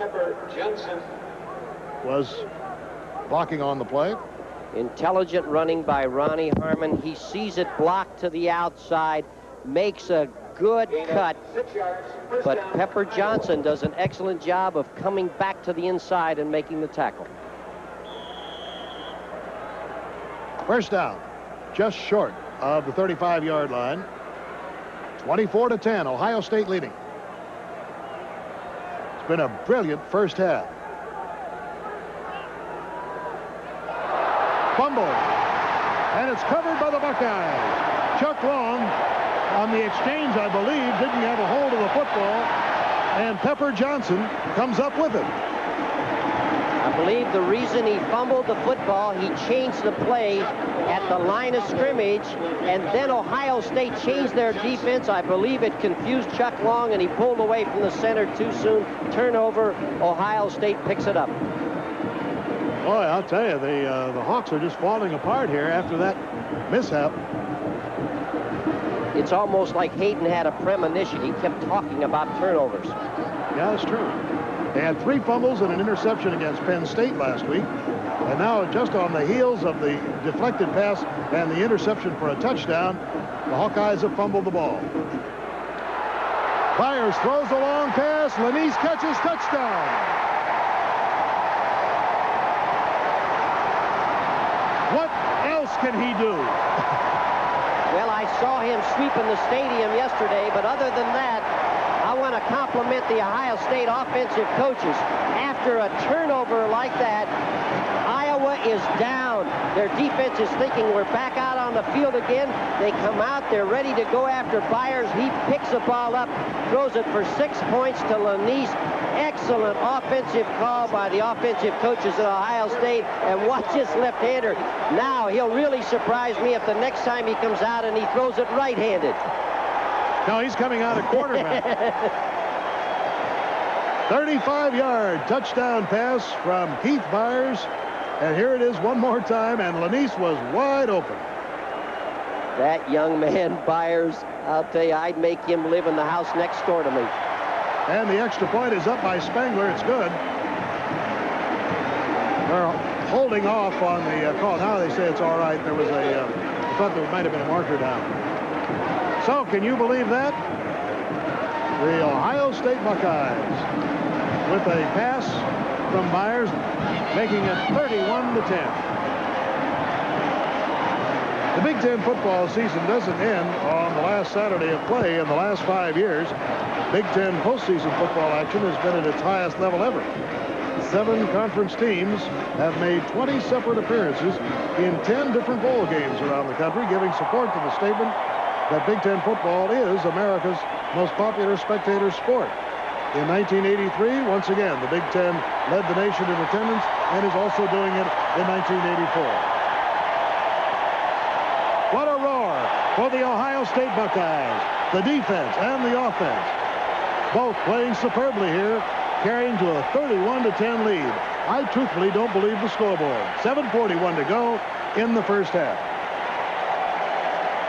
Once again, we remind you that SportsView and the Big Ten hopes you're enjoying today's game, and we'd like to hear your comments. If you have a question or a comment, just write to us at SportsView, 701 Broadway, Suite 300, Nashville, Tennessee, and the zip code 37203. Well, Keith Byers has run for a touchdown, caught a touchdown pass, and thrown for a touchdown. And Ohio State now has 205 yards total offense to 123 for Iowa. Another deep kick. This will carry out and will come to the 30 now. The new rule this year says that if the ball goes out over the end line on the fly, the receiving team will get it 10 yards farther up the field. Let's take a look at some other scores. At halftime, Michigan leading Wisconsin 10-0. Clemson is leading Georgia 10-3. At half, Penn State over William & Mary 35-7. And in the fourth quarter, Maryland has taken the lead over West Virginia 17-14. Temple, get this, has defeated Pittsburgh 13-12. What an upset. Now, we have that as a final, but I'm telling you, I'm going to question it because unless that game started at 11:30, I would wonder if it was, in fact, the final. It's only 3 o'clock Eastern time. So hold off on that. It is 13-12 Temple, but whether it's a final or not, there's a deflected pass that goes into the arms of Owen Gill. And the Hawkeyes get a break for 16 yards. That time, if you're an Iowa fan, it went to the right number 33. Owen Gill on the tip pass. But Ohio State is putting the pressure on, and they are getting great coverage downfield. The only person open is underneath to Owen Gill, but I do not believe they were going to Owen Gill. I think they were going to Happel again. Robert Smith is out wide to the right. There's a good shot of Gill in with the twin set. Harmon next to him. Chuck Long over the middle. He's got Gill this time, and it's close to a first down as Gill is still on his feet. Down the sideline. Good block, and he's cutting inside, and he fumbled the ball right into the arms of Sonny Gordon.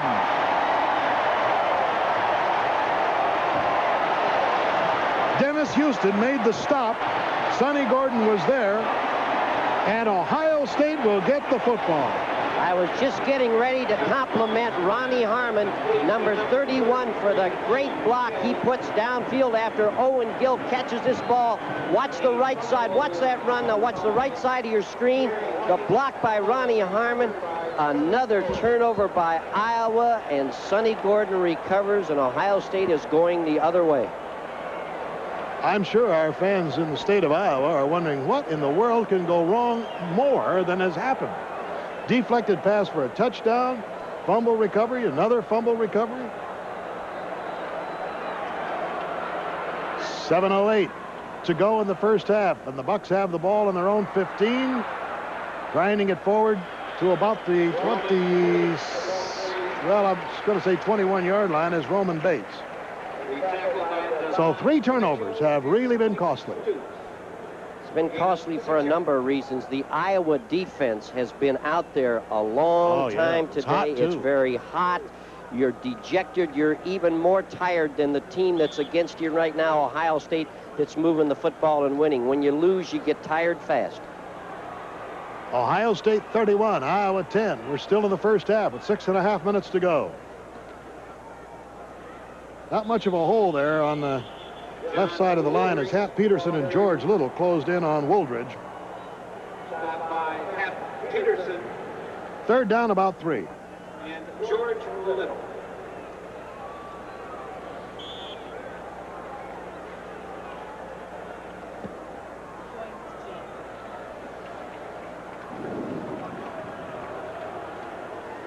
Third down.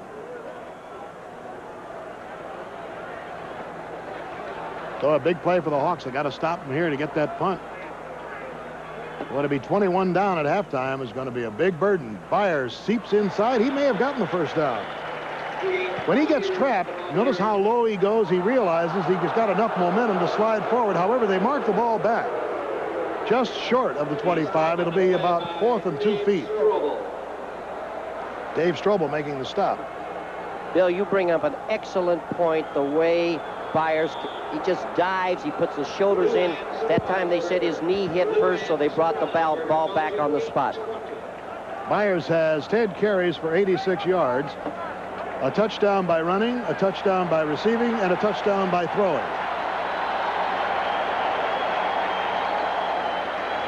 Taggart and Groza, 2 tight ends have gone in, and Hayden Fry still trying to pep his Hawks up from the far side of the field. He was really worried about this game. There's no question about it. Not so much because he knew that Ohio State had so much strength. He's very concerned about his offensive line. And he was wondering if his defense could contain the Ohio State offensive line. And I think Jim Bonds has a word.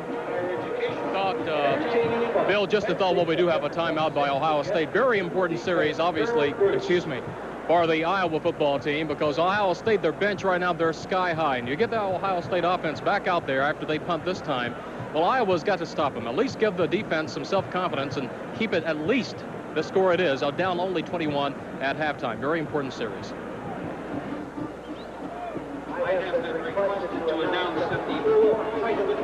We were just checking on that Temple Pitt score, 13-12 that we gave you. Once again, we checked in the Ohio State press box, and they do verify that it was a final score. Cassidy and Archie Griffin. One of the magazines, national magazines, had Pittsburgh the #1 team in the country preseason. Here's Tom Tupa.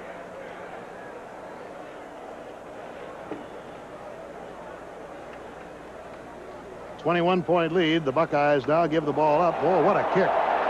That sends Smith way back to about the 5-yard line. And down he goes at the 14.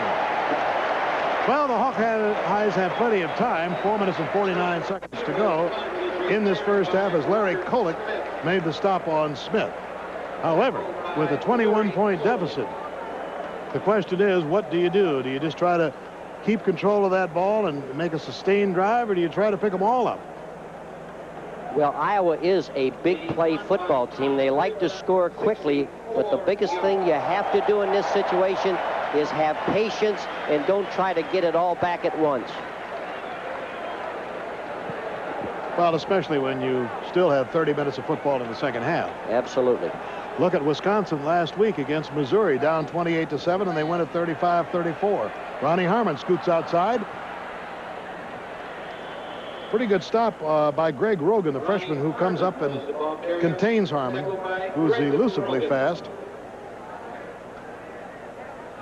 A power sweep, go to the short side of the field, but the short side corner for Ohio State, number 29, Greg Rogan, keeps him contained from the outside in, but he still picked up good yardage, 2nd and about 2. 4 minutes, 42 seconds to go in the first half. Ohio State 31, Iowa 10. What does not show up on that scoreboard are the 3 costly turnovers. If you figure a score for each one of those, there's your 21 points. Nice hole opens up, and a first down by Ronnie Harmon as Larry Kolick and Sonny Gordon make the stop. There's another flag on the play, Bill.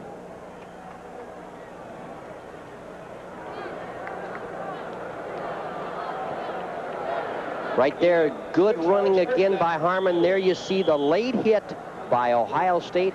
Oh, I thought they called it a late hit, but they didn't. Let's pause 5 seconds to allow our stations to identify themselves. This is WBNS 10 TV, Columbus, Ohio. Ohio State playing a little softer now, and Gill completes that one up to about the 39, or maybe the 40-yard line before Koldick brings him down. I said earlier, and I think it bears repeating, that Earl Bruce's philosophy coming into this game was to allow Chuck Long to complete the passes that Ohio State wants him to complete, but not that he wants to complete. And that's really, except for the one touchdown pass in the end zone, has been the story. They've been throwing, Chuck Long and Iowa have been throwing to their backs about 85% of the time because they're the only ones open.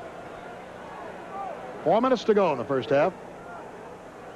On the draw, Ronnie Harmon. Good play, good hole. First down, and he blasts it into about the 39-yard line before Kummerow brings him down.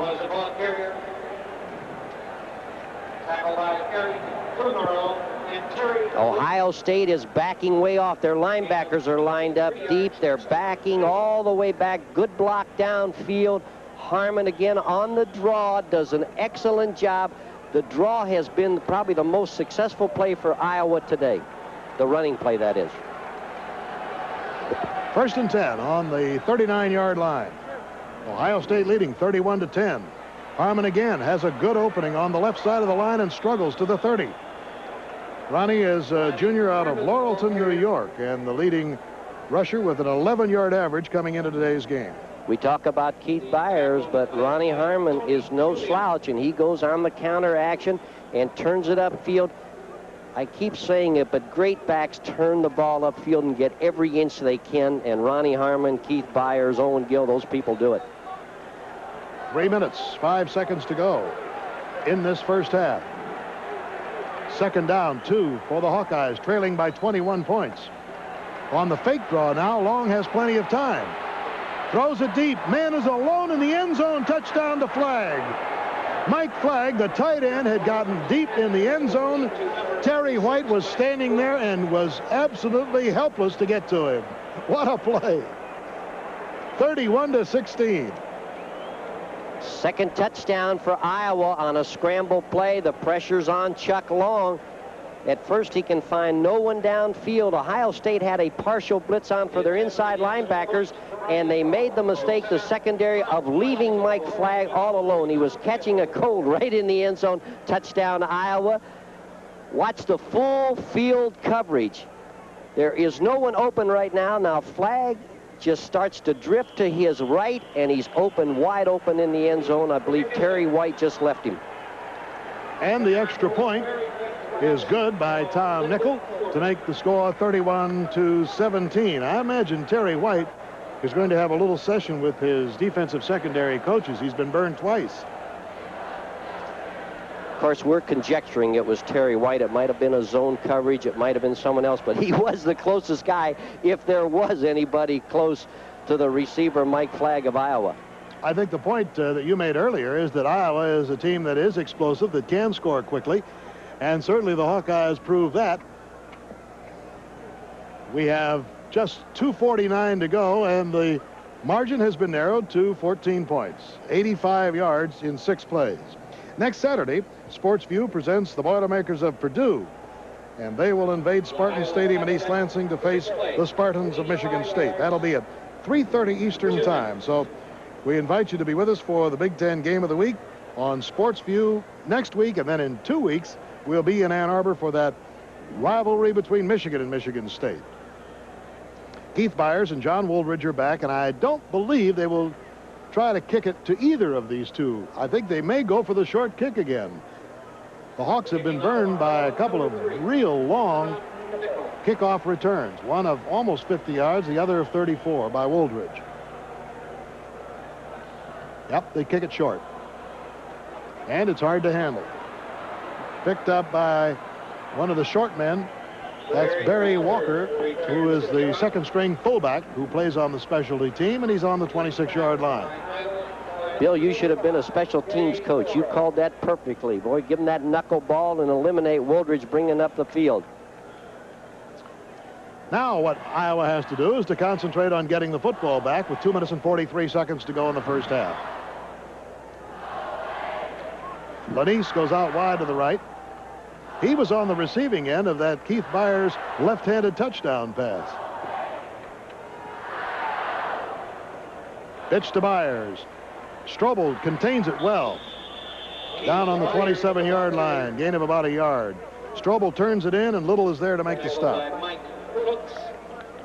97 and 77. 77, George Little gets it from the inside. 97, Dave Strobel turns it in from the outside, just like you called it, Bill. 97 turns it in. 77, George Little pursues down the line. Good defense by Iowa. Of course, what Iowa would like to do here is, at least with about 30, 40 seconds to go, if I figured correctly, making the fourth down play and getting the punt.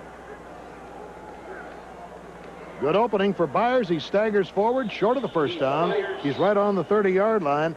A lot more authority on those tackles now as Mike Hooks, number 91, makes the stop. I would look for Iowa to call a timeout right now to stop the clock. They have 3 timeouts left. Ohio State's coming up with a third down. If they can stop them, Iowa will have plenty of time on the clock. And they did it. They listened to you, Coach. If they did, they're not too intelligent down there. 1:46 to go in the first half. And Iowa has used one of its timeouts, so each team has 2 remaining. Here's another score in, by the way. As you look at the statistics on this $2.5 million scoreboard that is new this year. In the third quarter, Wisconsin has scored now and leads or is trailing Michigan by only 3. Michigan 10, Wisconsin 7. In the first quarter, Purdue leading Minnesota 3-0. Here's a funny one. Northwestern 2, Indiana nothing in the first quarter. Sure that isn't a Cubs score? What is 2-0, a forfeit or what? I've never. I believe it's a safety. Yeah, safety. Come on, Coach. Or 2 Rouges if we were in Canada. Aiden Fry. Certainly not one to be discouraged, even though his team is down 31-17. He knows he can score quickly. Now time is in. Big defensive play for Iowa. Stop them here, take over the ball, and still have a chance to get some points on the board before they go in at the half. 3rd and 6. Carter has gone in place of Holland. Lanise is in motion. Look at Byers. Goes outside. No, good fake, and it's Strobel on the quarterback. Thought for a moment Byers on the fake had gotten the ball, but it's a sack back about the 27-yard line. Let's look at the ball handling again. I'm sure Ohio State thought that Iowa would be so anxious to jump on the ball that they would forget Tomczak on the bootleg. But Dave Strobel, number 97, alert defensive play. You're responsible for the bootleg. He knocked Tomczak down. I'll tell you one thing. If Byers had gotten the ball, the man who was covering him stumbled and was down on the ground, and Byers could have gone all the way. 4th down. A little over 8. Tom Tupa, the freshman, has gone in the lineup. Robert Smith is back. Earl Bruce says Tom Tupa is the best punter he has ever seen, and that is saying something. They've had some great punters at Ohio State. First quarter, Northwestern 2, Indiana 0. Good look at Tupa. And first quarter, Purdue 3, Minnesota 0. Watch how high he gets that leg. He had a 60-yarder last week. I'll tell you, a freshman averaging almost 47 yards a kick is impressive. Look at this one. Smith has to back up for it at the 22. Ooh, big hit at the 32-yard line by Scott Leach on the specialty team, number 8. So it is on the 32-yard line. We have 1 minute and 24 seconds to go. as the Hawks were able to maneuver that clock rather well with their skillful use of the timeout. That was a 51-yard boot by Tupa, which will increase his average a little bit. Now, Rick Verzano, what do the Hawks do? Well, they stay with their game plan of trying to hit the ball to the outside, but they have their timeouts. I would say one of these times they're going to take the ball and take it right in the inside. Look at this. Ronnie Harmon on the draw. And he runs out of bounds at the 44-yard line to stop the clock as Jeff Cargile was on his trail. I've seen so much awareness by players out on the field today. Ronnie Harmon on the draw knows he wants to pick up as many yards as he can, but he wants to get the ball to the sideline and get out of bounds, and watch him get out of bounds. Good play, good thinking, Ronnie Harmon. First down on the 44-yard line. 1:17 to go. First half. It's a 31-17 ball game. Mike Flagg, who has just scored the most recent Iowa touchdown, split out. Long throws to Harmon. Harmon goes out of bounds at the 49-yard line. 1:10 to go. I'm sure what is in the mind of the Hawkeyes is to get it close enough. If they can't get the touchdown, at least get 3. But Ohio State is giving Iowa the underneath stuff, and Iowa is taking it just like there to Ronnie Harmon again, a good little juke. Ohio State's defense is really dropping way back, and they're saying if you're going to get in there, you're going to get in there with the short stuff and use the clock up, but Iowa is getting out of bounds and stopping the clock.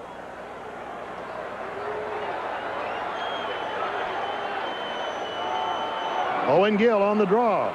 Runs into his own man and gets it inside the 30. Brought down by Terry White and Sonny Gordon. Well, now things are getting interesting. 1:03 to go in the first half. Hawks go without a huddle. The offensive coaches of both teams are right on the ball. They're calling things the right way. Draws, sideline stuff for Iowa. Good plays. Long looks to the sidelines and throws it out of bounds. Stops the clock, 55 seconds to go. He had to burn it down to do that. Chuck Long saw Happel covered down the sideline. Happel had been shoved out of bounds, and wisely Long just threw the ball further out of bounds. He knew no one could intercept it. J.C. Love Jordan races in, number 15. He scored a touchdown for the Hawkeyes, their first TD of the day. Flagg got the second one, and the field goal by Nickel accounts for the 17 points. Well, there was a marker thrown before the ball was snapped. I would suspect a delay here. Procedure, somebody moved. So it'll cost him 5. Pick it up from the 29 back to about the 34-yard line. I think that's one of the best calls they've made as far as penalties. You remember when the offensive person used to move on the offensive line, they would just jump and really cream him, and there were injuries and there were fights involved. Now when he moves, they stop it, and it's a penalty, and I think it's a good call. 53 seconds to go. Illegal snap. Offense.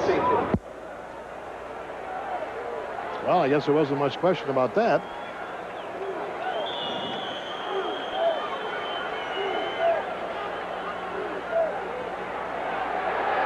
Out of time for Long, over the middle. And it's complete to the 25-yard line of Bill Happel. Iowa has one more timeout, and the clock is moving. 34, 33. Long marks the play to either side.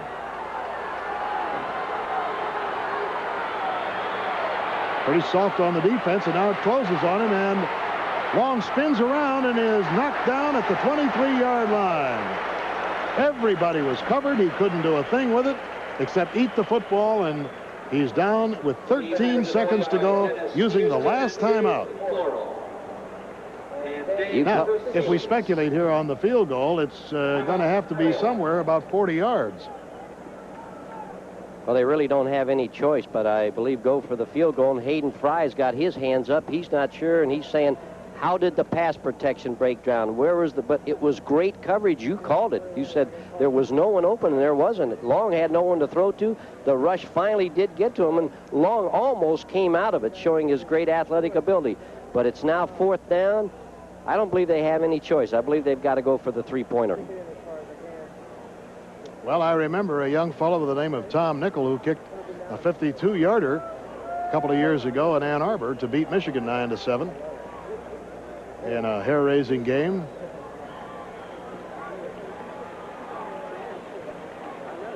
"13 seconds, and it's 31-17. It's obvious that to be only 11 down rather than 14 would be a big boost. And a few moments ago, they were 21 points down, and this shows you the character of college football teams. They can come back. They're never out of a football game. Be about a 41-yard try. Number 52, Ryan Foley. Number 12, Mark Vlasic. Vlasic holding, and Nickel will try into the wind. And he's got enough foot. It hangs up there. Looks pretty good. It is. Tom Nickel has given the Hawkeyes their 20th point. And so after failing on a 53-yarder earlier, he puts a 41-yarder up and through.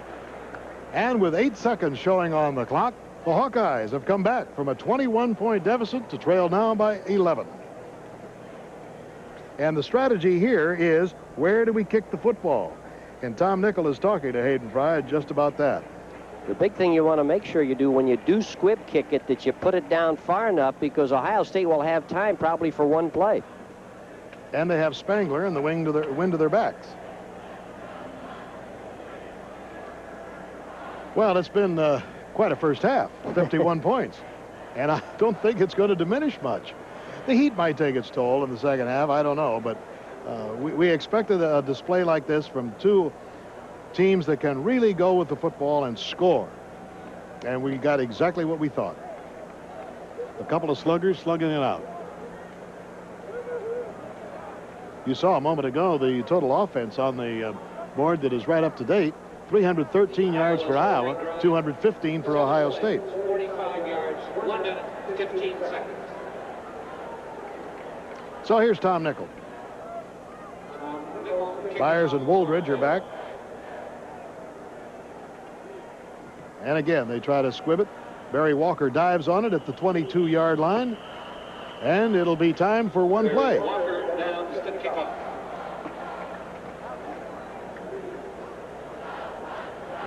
Absolutely no time elapsed on the clock, because an offensive man must touch the ball, and he was down, and as soon as he was down, the whistle blew, so Ohio State still has 8 seconds. Tom Zach trots onto the field, says something to Judd Groza, number 85. There's a famous name in football, Groza, number 85 in your picture. Lou Groza, one of the all-time great place kickers ever, and his father of Judd Groza comes from good stock. And they just wedge it into the line to eat up the final seconds. I think you're going to hear quite an ovation for both of these teams as they leave the field at halftime.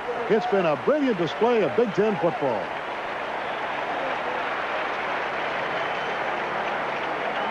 So that's the end of the first half, and the score is Ohio State 31, Iowa 20. We'll return with our halftime activities on this Sports View Big Ten Football Network following this pause for station identification.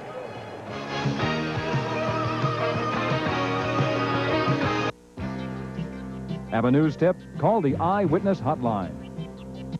It's Honda Truckload Caravan Days. Truckloads of new Hondas are rolling into your Columbus Honda dealer. A super selection of Ohio-made Hondas, featuring the car you'll want to see, the Accord hatchback. Don't miss the exciting Civics and more. It's a truckload of Ohio Honda value. Honda has confidence in Ohio, and now you can buy with confidence at your Columbus Honda dealer. Hurry. Don't let the Truckload Caravan pass you by. Your value dealer. As your career takes off, regular financial services might not offer enough to help you really manage your finances. Bank One has designed the Select series especially for you. Financial services for money management, investment, financial planning, even credit. Personal financial services that'll save you time and make your money work harder for you. The Select Series, only from Bank One. Sandcastle Marine, your Mariner outboard and Mercruiser dealer, lets you make your own waves. Right now, smash the price reef by channeling 84 discounts on all 85 boats. Save now on the 85 Chris Craft 168 Bowrider, 140-horse Mercruiser, just $94.95. And save now on the 85 fall line of Wellcraft Scarab 1, now in stock and ready for delivery. Exit 132 off I-70 East and go 1 mile south. Sandcastle Marine, your Mariner outboard and Mercruiser dealer, open 7 days a week, 9 to 9.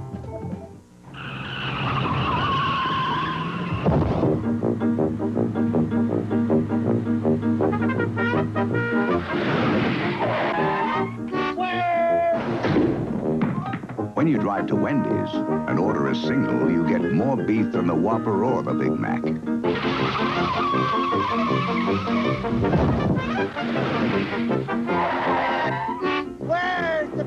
At Wendy's, you never have to ask, where's the beef?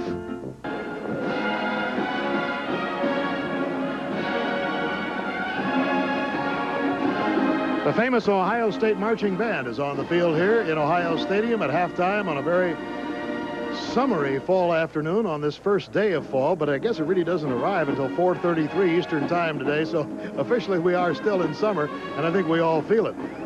Well, it's a 31-20 ball game, and that is a game that we kind of thought we would see. I didn't think it would be quite this far apart. Rick, did you? No, I didn't really, but people ask me, why aren't you coaching anymore? And I'd give the answer of most ex-head coaches: turnovers. They kill you. Let's take a look at the scoring summary in this first half. Ohio State scored with 6:10 to go in the first quarter as Spangler kicked a 23-yard field goal. Then Iowa came right back to tie it up on Nichols' field goal of 30 yards. Then Ohio State in the first quarter with Byers on a 50-yard explosive run made the score 10-3 at the end of the first quarter. Then Iowa tied it up, going 24 yards in 3 plays, as Love Jordan got loose in the end zone. Long spotted him, and we had a 10-10 ball game. Then Ohio State came back, moved 66 yards in 10 plays, and Byers was on the receiving end of the touchdown pass from Tom Zeck of 14 yards. It was 17-10 Ohio.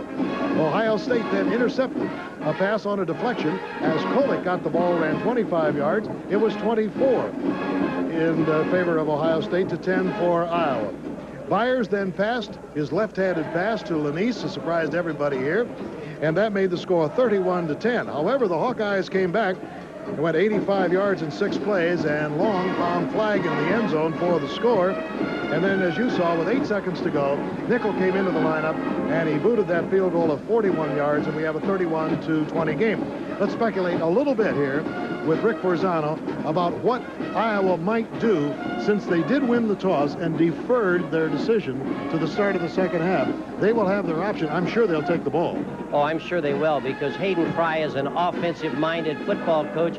I feel Iowa, all they've got to do is cut down, no turnovers, and they will move the ball on Ohio State. Well, that's it for us. Let's go down and join Jim Bonds on the field. Thanks, Bill. Thanks, Rick. Hello again, everyone. A great halftime show activity planned for you today. We've got the Ohio State Band behind us. Also, we will be visiting with Big Ten Commissioner Wayne Duke. And also, our Big Ten flashback today will focus on Vic Janowicz, one of the Heisman Trophy winners here at Ohio State. Right now, the OSU Band.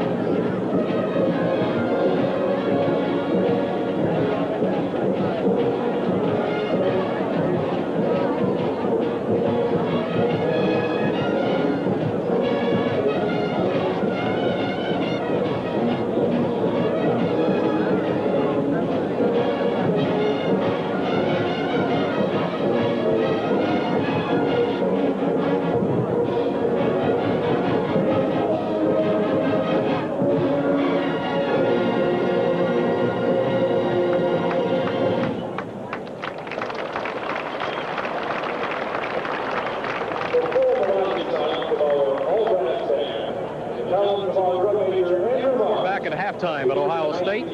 Ohio State leading Iowa at intermission today. We're very proud to have with us the commissioner of the Big Ten Conference, Wayne Duke. And Wayne, I'll tell you what, who would have thought this type of score at intermission? I can't believe it, Jim. Can you imagine that? 51 points in the first half of a great football game matching two great defensive teams. Of course, today kicks off the conference race inside the Big Ten. And I'll tell you what, if today's first half is any indication, the whole conference race is going to be something special before the end. I think so, Jim. I've always said the coaches are the best barometers of what transpires in Big Ten football, and they said it'd be very competitive, and competitive it's going to be. Wayne, this year, let's be honest, a lot of people have talked about a saturation point for college football. They say, well, college football this year will reach its peak and will have peaked out. But if you look at the Big Ten, that is not the evidence so far. Certainly not. Jim, I've always said Big Ten football is America's most popular spectator sport. It's evident by the crowd here today, 89,000 people, the second largest crowd in Ohio history, and I think that's the way it's going to be all through the 1984 season. Wayne, as Big Ten Conference Commissioner, do you get around to see a lot of the games, or are you pretty much behind the desk? No, we get out on Saturday afternoons. This is what makes the job very worthwhile, Jim. This is the fun part, huh? That's right. This is the fun part. Whenever you go out to a Big Ten stadium on a Saturday afternoon, and have those tingles up and down your spine, that's what makes the job very good. Wayne, in just a few minutes, we'll be talking with Vic Janowicz, one of 4 Heisman Trophy winners from Ohio State. And I guess that's one of the things when you talk about this conference in Iowa, Ohio State, all the other great schools, that makes this conference special is the tradition, because it goes way back.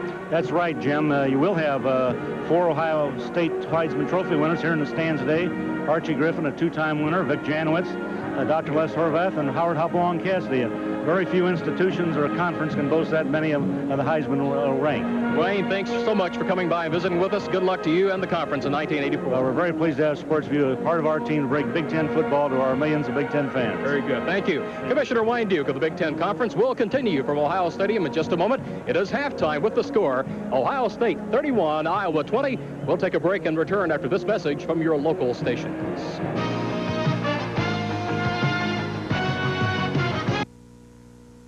Welcome to Rax. Relax and just say, Philly beef and cheese, please. Philly beef and cheese, please. Philly beef and cheese, please. Philly beef and cheese, please. Philly beef and cheese, please. Philly beef and cheese, please. Wow. Roast beef, Swiss cheese, sauteed mushrooms, green peppers, and onions on our new natural grain roll with a make-your-own side salad, only $2.99. Just say, Philly beef and cheese, please. Philly beef and cheese, please. Philly beef and cheese. Now at a great price at Rax. Andrea McArdle sings on the next Merv Griffin Show.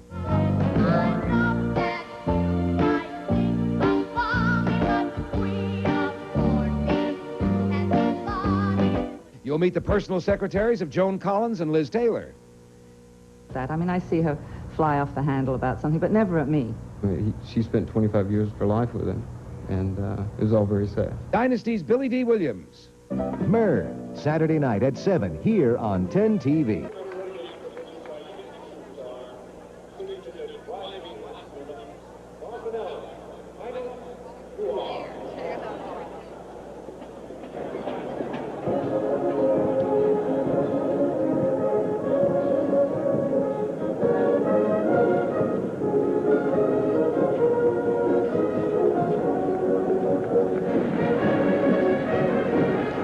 To 20, the halftime score at Ohio State this week. Ohio State's Buckeyes leading the Iowa Hawkeyes in the first Saturday of Big Ten Conference competition in 1984. It's been a great first half. We expect more in the second half. As we started last week, a segment we call Big Ten Flashback. And today, we're going to look at one of the great running backs, a former Heisman Trophy here at Heisman Trophy winner at Ohio State, Vic Janowicz. Let's take a look at some of the actions. We take you back a few years and back to back about 34 years. And as you look at Vic Janowicz in action. And here's a guy who came out of Ohio State in 1950, won the Heisman Trophy. But the thing you have to remember about Vic, and the thing that Ohio State Buckeye fans remember, is his versatility. Not only was he outstanding on the football field, but also as a great baseball player. And he participated in both sports professionally. There you look at number 31, Vic Janowicz. As he was then, and now as he is now. Vic Janowicz, glad to have you with us. Well, thank you, Jim. I guess when you look back at video like that, film, it does take you back a few years, doesn't it? Well, we don't use numbers, really. And I'll tell you, this afternoon here, the way the Buckeyes were playing in the Hawkeyes from Iowa, they're kind of reminiscing from the 1950 game. We got 2 super teams out out here, and they're putting on a great exhibition of both football by passing and running, and a great defense by the two ball clubs. And I think these 90,000 fans here are really enjoying this football game in this beautiful Ohio weather. Vic, what's the outstanding difference, in your opinion, between football in 1950 when you won the Heisman Trophy and today's athletes out here? What's the difference? More complex offensive, defensive schemes, or what? Well, I think they have more people to work with. Now we're a ball club and carry 60 ball players. We carried about 40. So when you deal with numbers, you can pick out the best. And here on the gridiron this afternoon, Iowa brought a fantastic group here, and Ohio State has a great ball club. So as you can recall, 34 years ago, we beat this ball club 83-21. And as you look at that scoreboard now, it's that type of game. You know, Iowa wasn't any slouch 34 years ago. Oh, no. It's just like this ball club. The score should be 0-0 right now, and the second half should be the tell point. Dick, we mentioned briefly your versatility. Recap for the fans. Coming out of college, you signed with the Pittsburgh Pirates, one of the early bonus babies, right? Right. I started off with the Pittsburgh Pirates, and then after that season, I went to Mexico and played winter baseball with Hermosillo, and then I joined the ball club the spring of 1954 and completed the year with the Pirates in. And then George Preston Marshall was a general manager, owner of the Washington Redskins, so he convinced me to go back into football. So I drove in my car, drove to Washington, D.C. The next week, I had a football uniform on, and I was a Redskin from then on out. Quick transition for you. Right, and I enjoyed it. I played all the sports throughout my career, and I enjoy watching them now. So I enjoy baseball, I enjoy football, in all aspects of the sporting world. Vic, thanks so much for coming by and visiting with us today. Thank you very much, Jim. It's been my pleasure. Former Heisman Trophy winner, the Heisman Trophy winner from 1950, former Ohio State running back Vic Janowicz, one of 4 Heisman Trophy winners and the recipient of one of 5 Heisman trophies at Ohio State. Vic Janowicz. We're at halftime. The score 31-20. Right now, a look at the 2 universities represented on today's football field. Ladies and gentlemen, it's my pleasure to introduce to you this afternoon Dr. Bob Bowen, president of Varsity O Club, who is going to present to you the 1984 inductees into the Ohio State Sports Hall of Fame.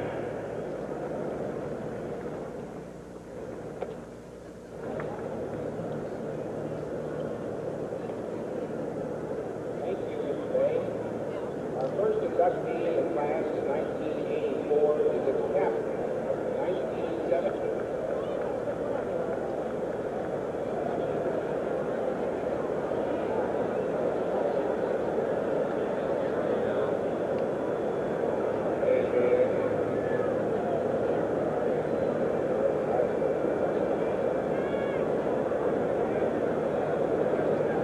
Don't tell me the damn mic screwed up.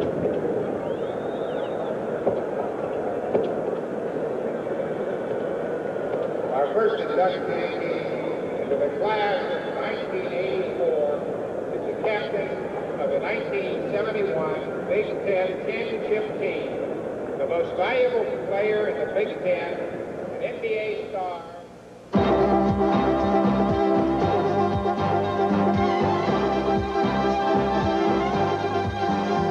This is the University of Iowa, a pace setter for the 1980s, where teaching and research are improving our health, strengthening our economy, preparing tomorrow's leaders.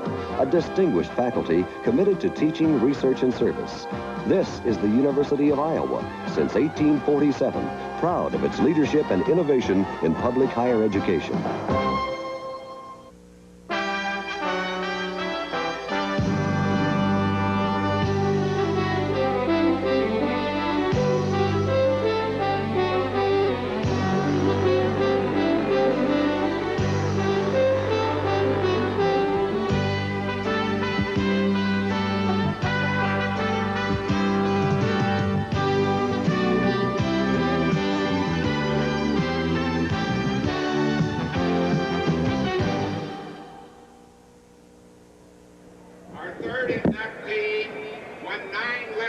And Stroh's Light, fire brewed for a smoother taste. Family brewed quality for over 200 years. All Big Ten infielder in baseball.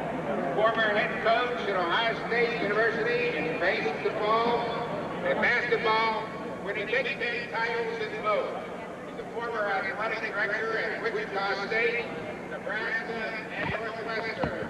Tippy Nye.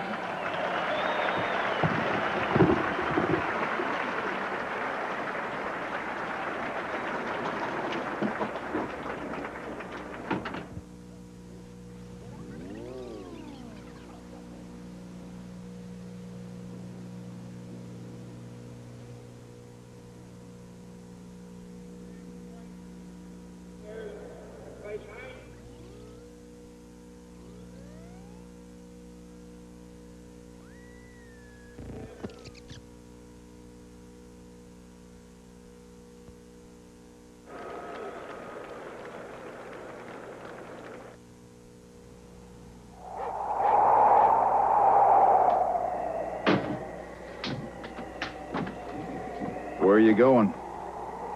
To get a Stroh's. That's about a 200-mile hike through heavy snow. I know. If you think of it, get two. Stroh's and Stroh Light, fire brewed for smoother taste.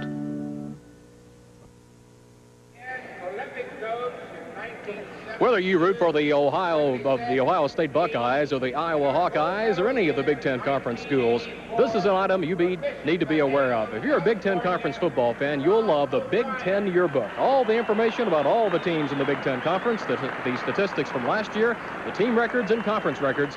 It's something for the real football fan.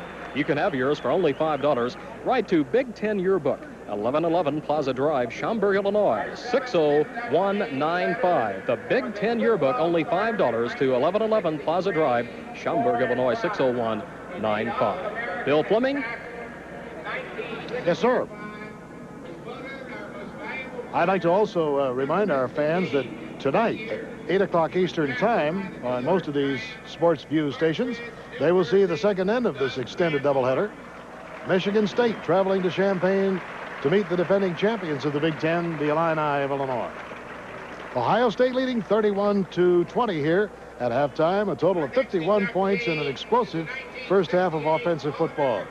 The Iowa Hawkeyes coming in from the right, and they will accept the option to begin the second half. Well, here's a look at some of the action of the first half. That was the big hit by the Hawks that forced the field goal by Spangler. This was returned by Nichols' field goal, and that made the score 3-3. Then on the ensuing kickoff, it was taken by Woldridge. He returned it all the way up to the 50-yard line. That certainly gave the Ohio State Buckeyes an inspiration for what happened next. Watch this play, a 50-yard burst by Byers. It's up to Keith Byers, and they had the linebackers knocked down, and when you have a back with the speed and the power of Byers, you just let him have a little opening, get past the linebackers, and you have 6 points. And then on a scramble play, beginning the second quarter, Chuck Long finds J.C. Love Jordan in the end zone for the touchdown. That made the score 10-10. 66 yards, and Tom Zach throwing 14 yards to Byers for the TD that made it 17-10.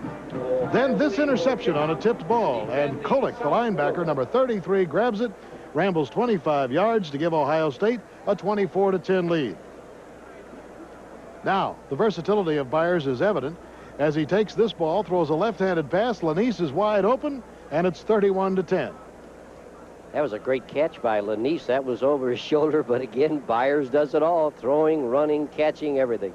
And Chuck Long then finds Flagg in the end zone, a 30-yard touchdown play. And Iowa's right back in it, 31-17. A field goal by Nickel of 41 yards with 8 seconds to go in the first half completed the scoring to make it 31-20. And that's where we are right now as Iowa is getting ready to get the football to begin this second half of play. We'll be right back following this message. Second quarter score. This bartender's next big league pitcher and loves to serve fire brewed Stroh's. See what I mean? That was his fastball. That was the curve. Look out. Wild pitch. What was that? Relief pitcher. Stroh's and Stroh Light, fire brewed for smoother taste. Sounds like there's a bear in the beer. What are we going to do? I'll be right back. Where's he going? He's going to get that beer from that bear. That's not just a bear. That's a grizzly. Yeah, but that's not just a beer. That's fire brewed Stroh's. I thought we had 3 cases. Well, had to make a deal. Stroh's and Stroh Light, fire brewed for smoother taste.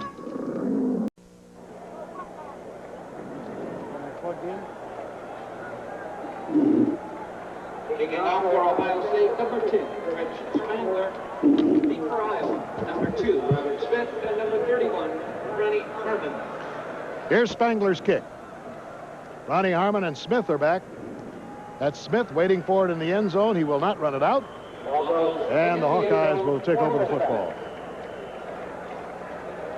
Now let's take a look at the Ohio State defensive team. Dennis Houston as a linebacker. He plays as a defensive end. Then Preselius at 252 pounds. Tony Giuliani had a great first half at middle guard. Dave Morrill, the defensive tackle out of Centerville, Ohio. And Byron Lee is also a defensive end, if you want to call him a linebacker, but he's really the defensive end on the 5. Spielman was hurt in the first half with a bad ankle, did not start or would not start in the second half. William White, Greg Rogan, Terry White back in that secondary. Sonny Gordon, number 7, very active in the first half. And Terry White probably had a little lecture at halftime. Here's Long on first play. Down the middle, it's almost picked off. Scott Halverson was the intended receiver, and Pepper Johnson almost got that one. On the offensive side of the ball to begin the second half, we have Chuck Long, the quarterback, Gill, and J.C. Love Jordan, along with Ronnie Harmon. You're always looking for linebackers that can get depth on passes. Pepper Johnson got back there and almost stepped in front of it and had an interception for Ohio State. On the delay, little draw play, and Ronnie Harmon gets the most out of it. Pepper Johnson's there to meet him. Sonny Gordon and number 97, Dave Preselius.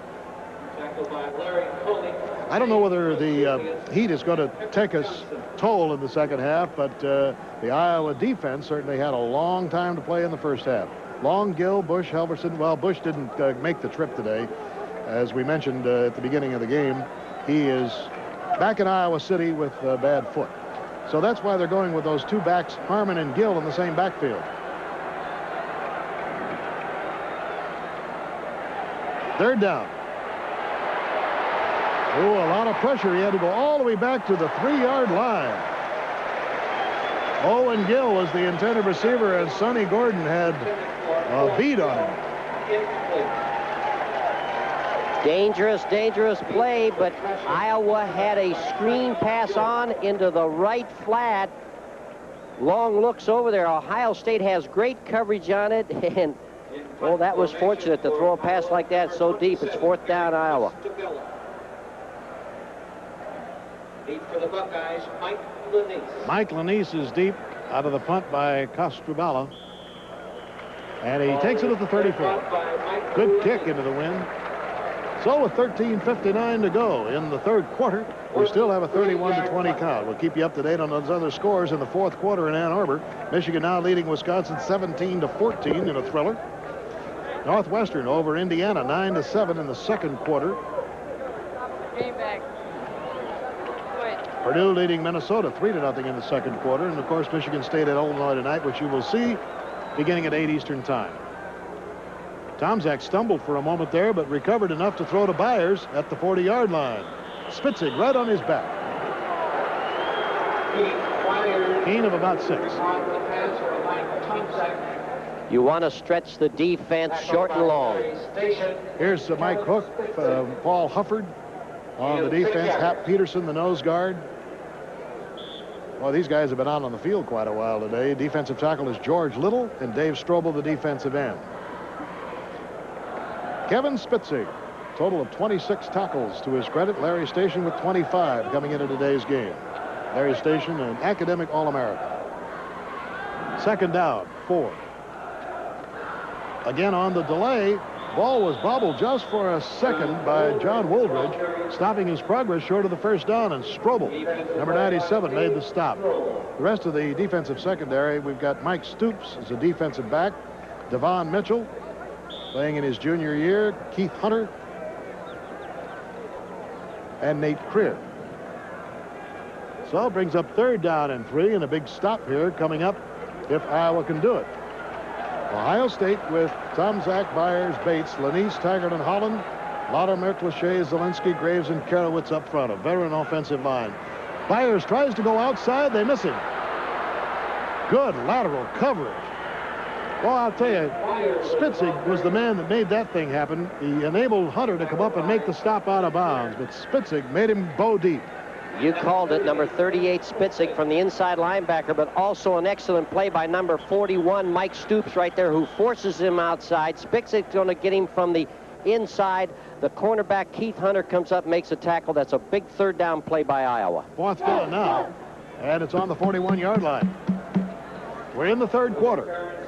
After a rather heavy first half of offensive display, 51 points, 31 for Ohio, 20 for Iowa. Robert Smith goes back as a single safety. Tupa is in. The last kick he had was 64 yards. He has 3 today for 163 or a 54.3 average. Well, he's going to get another big one here because he's got a nice wind behind him. Coming in from the open end, a very warm breeze.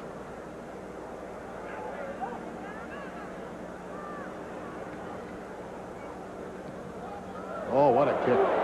This one turns over and will go into the end zone. Too good. So the Hawkeyes will come out, and they'll have it 1st and 10 on the 20 after a 59-yard boot. 31-20. We'll be right back after this message.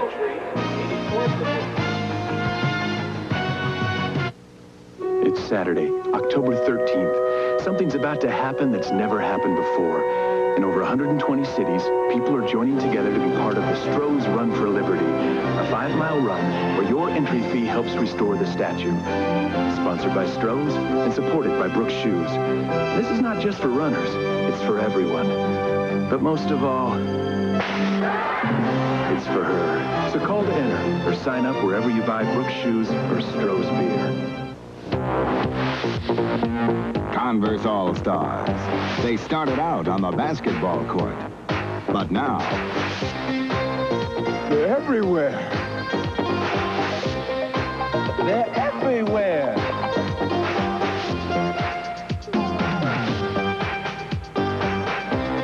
They're everywhere. Converse All-Stars. Look for them everywhere. Official athletic shoe of the 1984 Olympic Games. Chuck Long spent that time out talking with Hayden Fry, using up every last second to do so. Trying to plan the strategy here with his team 11 points behind beginning of the third quarter. The defense held the Buckeyes, forcing the punt.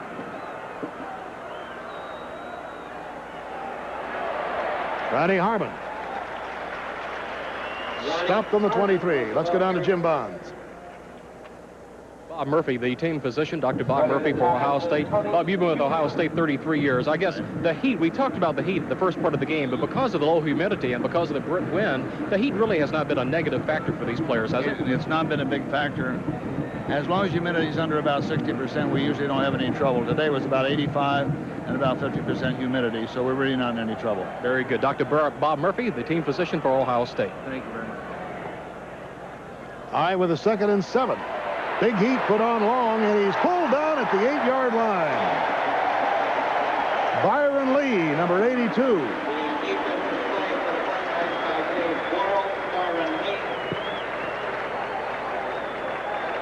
Good call. You have them down in the sack in your Ohio State, and you want to put the pressure on them, and you put a little stunt with Crecelius.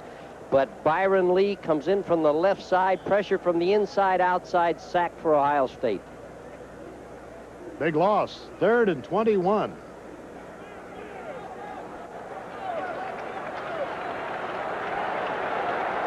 Iowa trailing here in the third quarter by 11.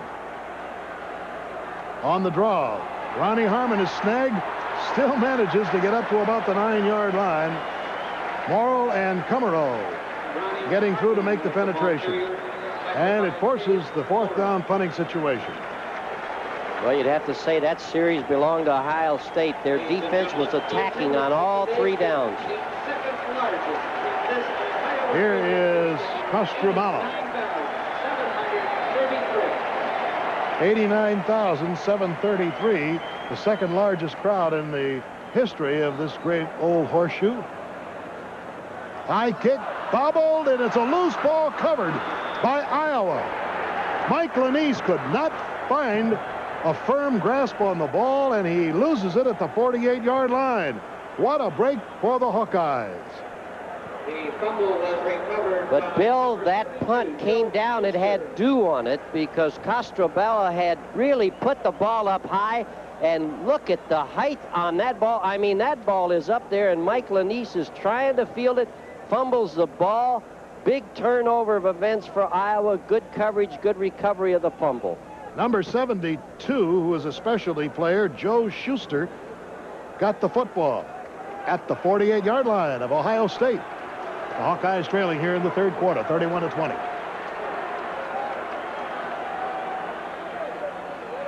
Long looks downfield, pumps short, throws short, sideline. He's got Hayes. Oh, and he dropped the ball. Incomplete. Well, he turned his head away. I think if you looked at it again, it's like taking your eye off the ball in golf.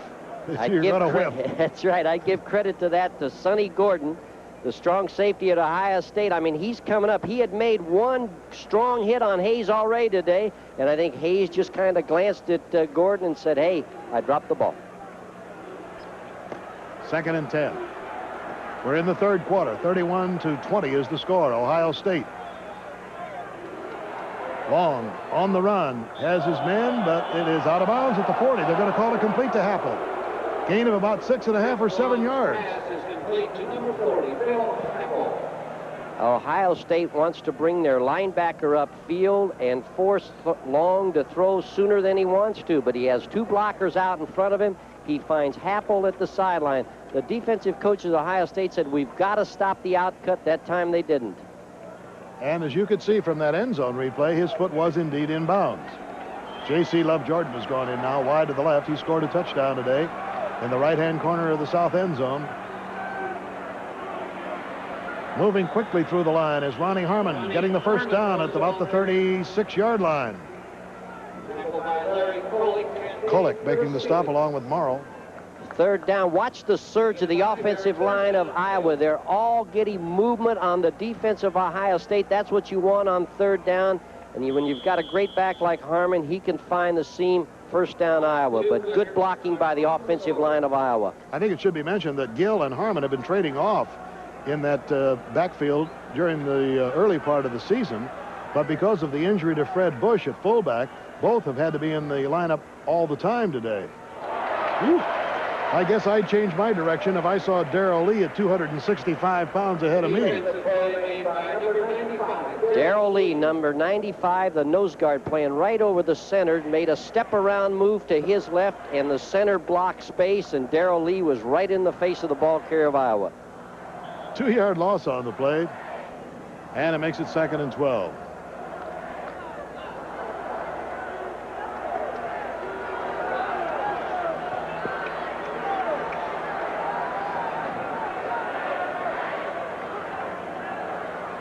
Crossbuck.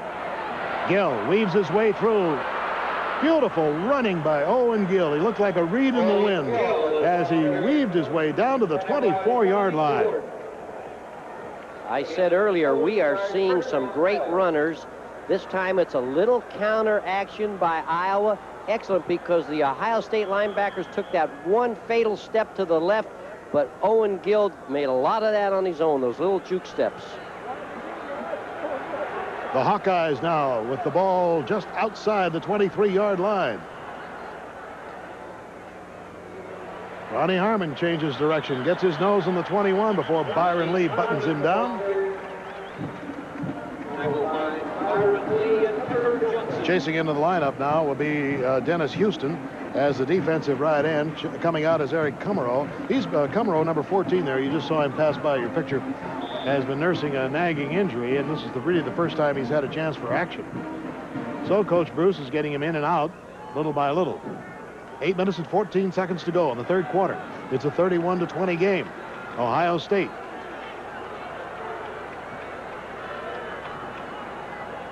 Second and 8. Long throws over the middle, complete to J.C. Love Jordan at the 16-yard line. Short of a first down by about 2 yards as William White, one of 3 freshmen starting in the defensive backfield today, brings him down. He leads the team in total tackles, as a matter of fact, with 19. And I believe he leads the team in total tackles because they throw a lot of out patterns. Every team that's played Ohio State, they're trying to pick on the corners, but this time White makes the tackle, but it is about a 4 to 5 yard gain. It's now third down and 1.5 yards. Tim Sennett has gone in at fullback, number 17. The lead man in the eye. Lays the block for Harmon. Harmon breaks loose. And he skids to the ground at the 8-yard line. Sonny Gordon making the stop. Boy, I'll tell you, Byers may have been the man of the first half, but you cannot overlook the contribution that Ronnie Harmon has made to this Iowa team. But Ronnie Harmon is also getting excellent blocking at the line of scrimmage, but it's all him after he got to the linebackers, and he did it on his own. Harmon has 17 carries for 77 yards. First and goal to go for the Hawkeyes. They're trailing 31-20 in the third quarter. Now Gill has gone back in. He's the lead man. He slipped the ball to Harmon. He hits a stone wall at the 7-yard line. Byron Lee, number 82, and you'll see number 58, Dennis Houston, down at the bottom of that pile. On defense, you tell your defensive people, keep your feet clean. In other words, don't get knocked down. There is not one Ohio State player knocked down until right there at the ball. They did a good job of getting off their blocks, the Ohio State defense. Second down. The ball is on the 7. It's second and goal to go. An intimate look at Chuck Long, the quarterback. It's often been said that he's worth another coach on the field. He really knows how to read the defenses. Slips the ball to Ronnie Harmon. He slides to about the 3.5 or 4 yard line before number 57, Dave Morrow, brings him down. In this half, it looks like the Iowa offensive line just is getting more and more confidence that they can block the Ohio State defense. It'll be interesting to watch how they come down into this scoring zone now with a big third down play. Timing is good, too. They're just delaying that handoff just enough for those blocks to be laid. Third down. The ball is on the 4 yard line. It's goal to go for the Hawkeyes. We're in the third quarter with 5:51 to play, and the Hawks are trailing. Power eye in the backfield as Sennett has gone in. Long shuttles across. He is snagged. Who was the man who seeped through there? I think it was 58, Dennis Houston. To the left of your screen, you're absolutely correct. Dennis Houston on the down-the-line option. He was playing both the pitch and the quarterback, came back and made an excellent play on Long. Fourth down, the moment of truth again. Well, I would like to conjecture that they'll go with Ronnie Harmon. Listen to the roar from the end zone, and is facing Chuck Long. Eddie Polite. Long blasts it in for the touchdown. A great call by Chuck Long. And he has given the Hawkeyes their 26th point, and it is silence on the other side of the field, except in the Iowa cheering section. Boy, what a nice hole between guard and center. Excellent call again. The play before, you'll remember he got stopped on the option, but they had one man covering the pitch man and the quarterback. Iowa saw that upstairs. They said, hey, we'll come back with it. Look at the surge. See, Dennis Houston had to take the quarterback and the pitch. He couldn't handle it. Touchdown, Iowa, and we've got a football game. 4 minutes and 56 seconds to go in this third quarter. Iowa is talking it over with Hayden Fry and Chuck Long. Timeout on the field. The score 31-27. We'll be right back after this message from your local station. It's Honda Truckload Caravan Days. Truckloads of new Hondas are rolling into your Columbus Honda dealer. A super selection of Ohio-made Hondas, featuring the car you'll want to see, the Accord hatchback. Don't miss the exciting Civics and more. It's a truckload of Ohio Honda value. Honda has confidence in Ohio, and now you can buy with confidence at your Columbus Honda dealer. Hurry, don't let the Truckload Caravan pass you by. Your value dealer. You work hard for your food dollars, and nobody works harder to save them than Kroger with cost-cutter prices. Save over $20 during coupon days at Kroger. With coupon and $7.50 purchase, save on items like the 5-pound bag of Kroger granulated sugar, just $1.29. Betty Crocker cake mix, 18.5-ounce box, 59 cents. And the 12-ounce can of Minute Maid frozen orange juice, 88 cents, and many more. Cut your costs every day with cost-cutter prices, only when you go Krogering. Well, there's a possibility here that Iowa might go for 2 points. You take a look at the scoreboard, you got a 31-26 count. It would make it 31-28. I'm not so sure 1 point really does much for them. Oh, I think it's the right move to go for 2 points because you pull within the full field goal range. Right. This way, if you make the field goal or the extra point and kick it, it's 31-27. You still have to score a touchdown. Good move by Hayden Fry and his staff. All right, put Sennett in there. He's got 2 fullbacks, actually, Owen Gill and Sennett, and he's got Ronnie Harmon behind him. Sennett in motion. Pitch to Harmon. Going to throw. Lob pass. It is incomplete. The intended receiver fell down. Sennett was wide open, but he tripped and fell, and it falls short. I believe, though, that Ronnie Harmon throws a little bit of a mortar shell here, and he allows the Ohio State people who were really fooled. It's really up there high, and Sonny Gordon and all the Ohio State people can react to the football there, and I just think he should have thrown it sooner. Yeah, but he stumbled. I mean, Sennett fell down. I think he could have gotten the ball. Anyway, he got his legs tangled up. Score remains the same, 31-26. 5 minutes and 18 seconds is all it took for the Hawks to come down. And again, the turnover was the important factor because Lanise muffed that punt, as you will recall. It was covered by the Hawkeyes, by Schuster, at the 48-yard line. And Long just very methodically brought them down the field. A nice bit of quarterbacking, mixing the plays up, and taking it in himself for the touchdown. Let's pause 5 seconds for station identification.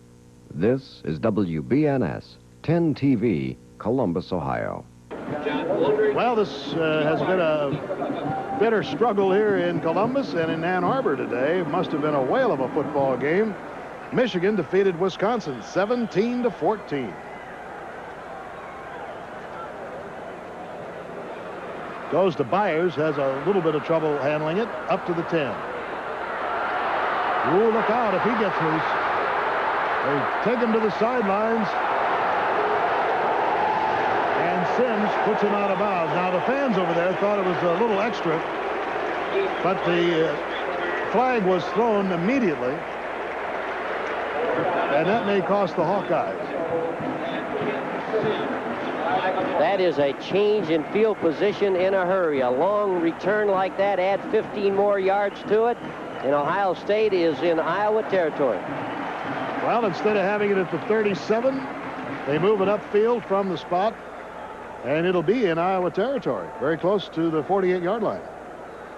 So the late hit is costly.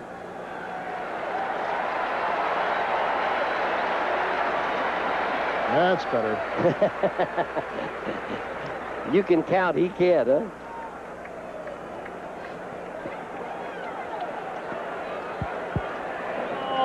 Personal foul. Plate.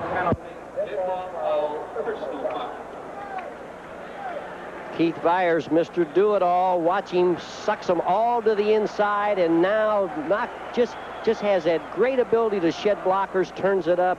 Big return, Keith Byers. Tom Zach rifles one out to Taggart, too far. Tom Zach's pass intended for Ed Taggart, incomplete. Well, so far, the second half belongs to Iowa. On the play, Dave Sproul. 31-26. It was 31-20 at halftime after a 51-point burst by these two teams in the first half.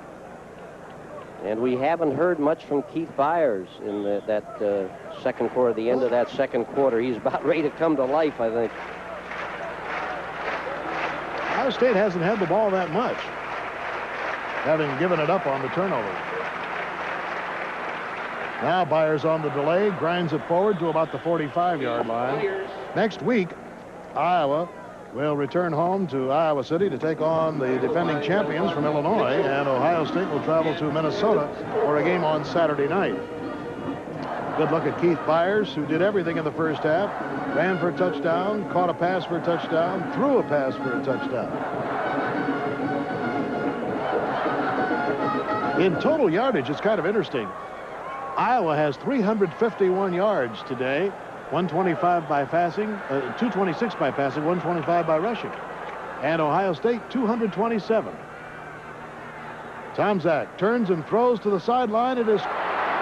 going to be an interference call. Carter caught the ball. Keith Hunter was on his back. Let's see. If you take it back 15 yards from the line of scrimmage, whether it would give them more than the completion, I believe it would. At the top of your screen, Ohio State really stretches the defense of Iowa. They had Byers short. They had Chris Carter at the sideline. Tomczak throws it back. A strong arm throw into the sideline. Big play, Ohio State. Well, they're trying to figure out, with the new pass interference rule here, 15 yards from the line of scrimmage instead of from the spot of the foul, means that you take it 15 yards from the 44, I believe it would give them a couple of extra yards. Yeah, just about on the 30 instead of the 32. First down. Iowa penalty, defensive pass interference. Bill, that was a very well-thrown football. He didn't have much room to put that ball in there, and he drilled it Tomczak right to Carter. Pass interference on the defense, declined. First down, they declined it. Well, that baffles me. He was out of bounds on the 32, and they give him the ball on the 30. I think the Downs people are confused, too. I have a delay here as they have to change the box. I think he'll change his mind here, maybe. No? Well, it's a first down on the 30.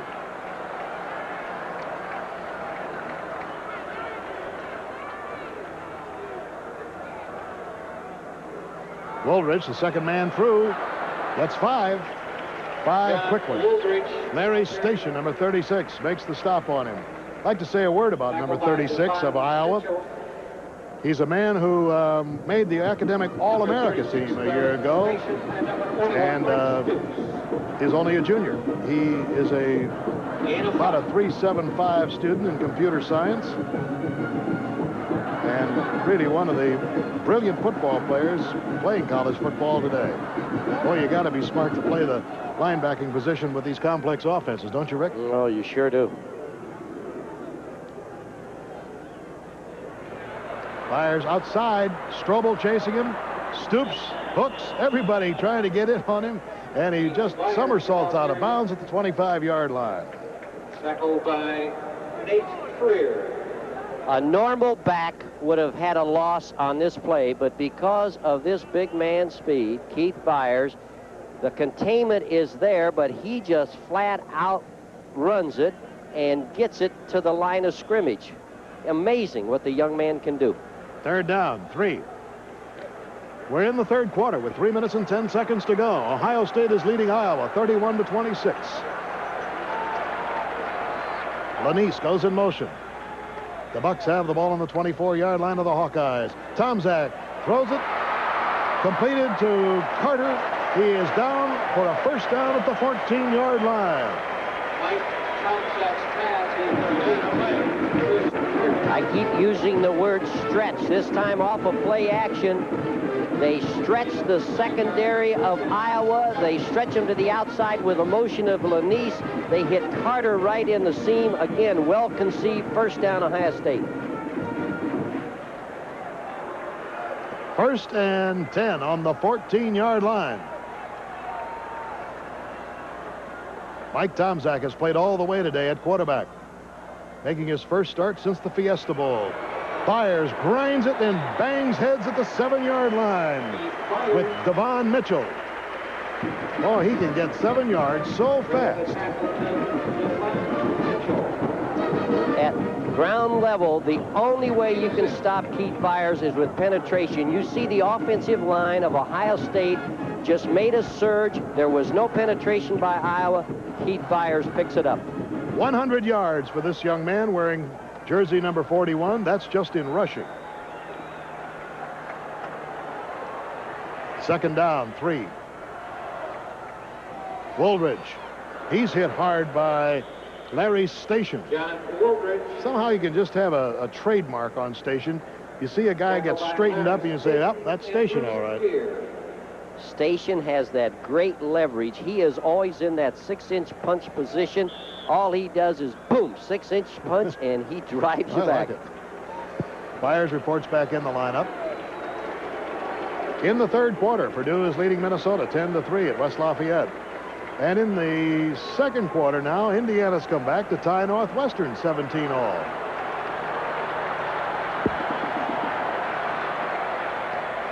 Here's Byers, touchdown. No question about that one. Once he got loose at the line of scrimmage, he just bolted into the end zone for his second running touchdown of the day, his third TD of the afternoon.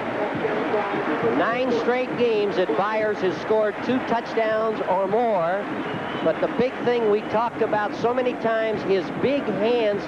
He held onto the ball. The ball was almost stripped out of his hands, but he refused. You just watch how he gets into the point of attack right there. But watch, see how his arm is being pulled, but he is so strong and has such big hands, he does not fumble. He scores. Ohio State touchdown. And Spangler's kick is up, and it is good. It is now 38 for Ohio State, and Iowa's 26, and the fans are loving every minute of this offensive display. Timeout on the field, 38-26 the score. We'll be right back after this message.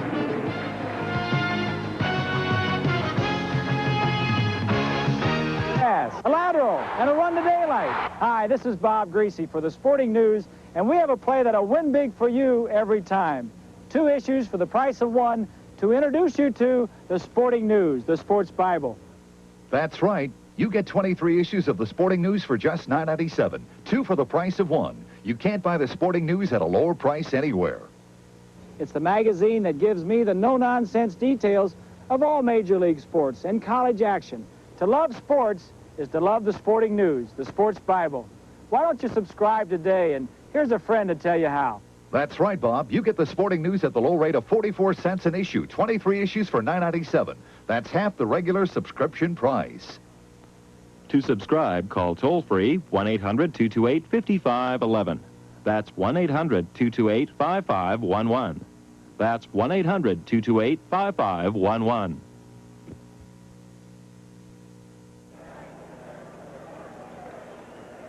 Well, the Buckeyes move down the field with Keith Byers taking it in at the 1:23 mark of the third quarter to go back up by 12 points. They had an 11-point lead at halftime. The missed try for 2 accounts for the difference in the touchdown exchange. Ball goes into the end zone. So the ball will come out to the 20-yard line, and the Hawkeyes once again will go to work. Only took 3 minutes and 26 seconds to go those 49 yards. And again, it is Keith Byers who has accounted for 4 touchdowns today. 2 by rushing, 1 by reception, and 1 by throwing. The Ohio State women's cross-country team won the Redbird. Also, Tom Zach has gone all the way at quarterback. He had a good Saturday to test that leg a week ago. He had an excellent week of practice. And Coach Bruce decided to start him in place of Kersardis. 1st and 10, Chuck Long. Gives it off to Gill. Has to fight for 4 yards before he's brought down by Thomas Johnson and Sonny Gordon. Tackled by Sonny Gordon. That was the same counteraction that Gill just had the long run on the previous drive when Iowa had the ball. That counteraction is doing very well for Iowa. I'm sure we're going to see a lot of it. Did you think you'd see 64 points before the end of the third quarter in this game? It's lucky they didn't play during the halftime. We'd have had really something. 2nd down. About 6.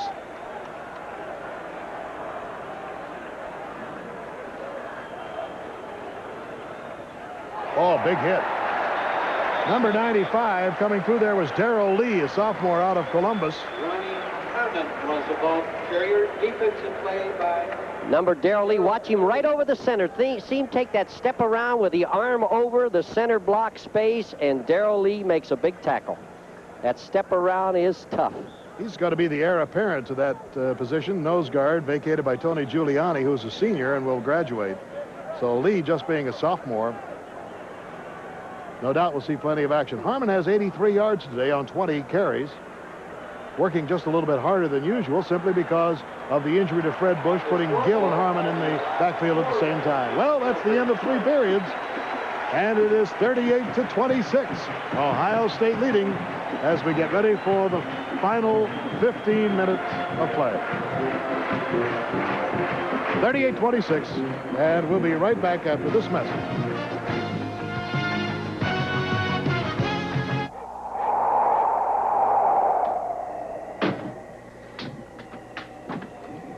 Where are you going? To get a Stroh's. That's about a 200-mile hike through heavy snow. I know. If you think of it, get 2. Stroh's and Stroh Light, fire brewed for smoother taste. Can you believe it? JT with an $18 million contract? Sure is a long way from the playground. Think he still drinks Stroh's? Yeah.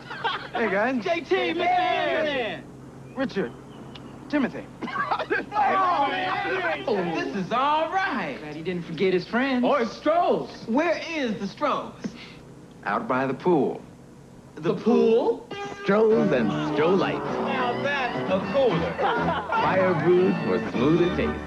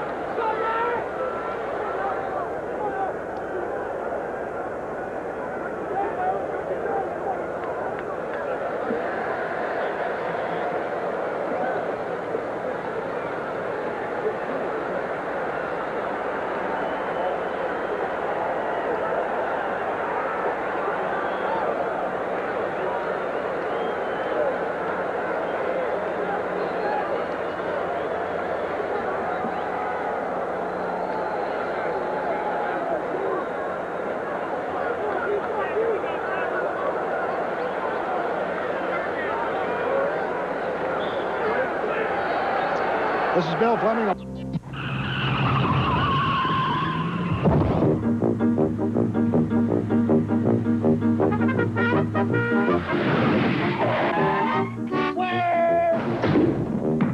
When you drive to Wendy's and order a single, you get more beef than the Whopper or the Big Mac.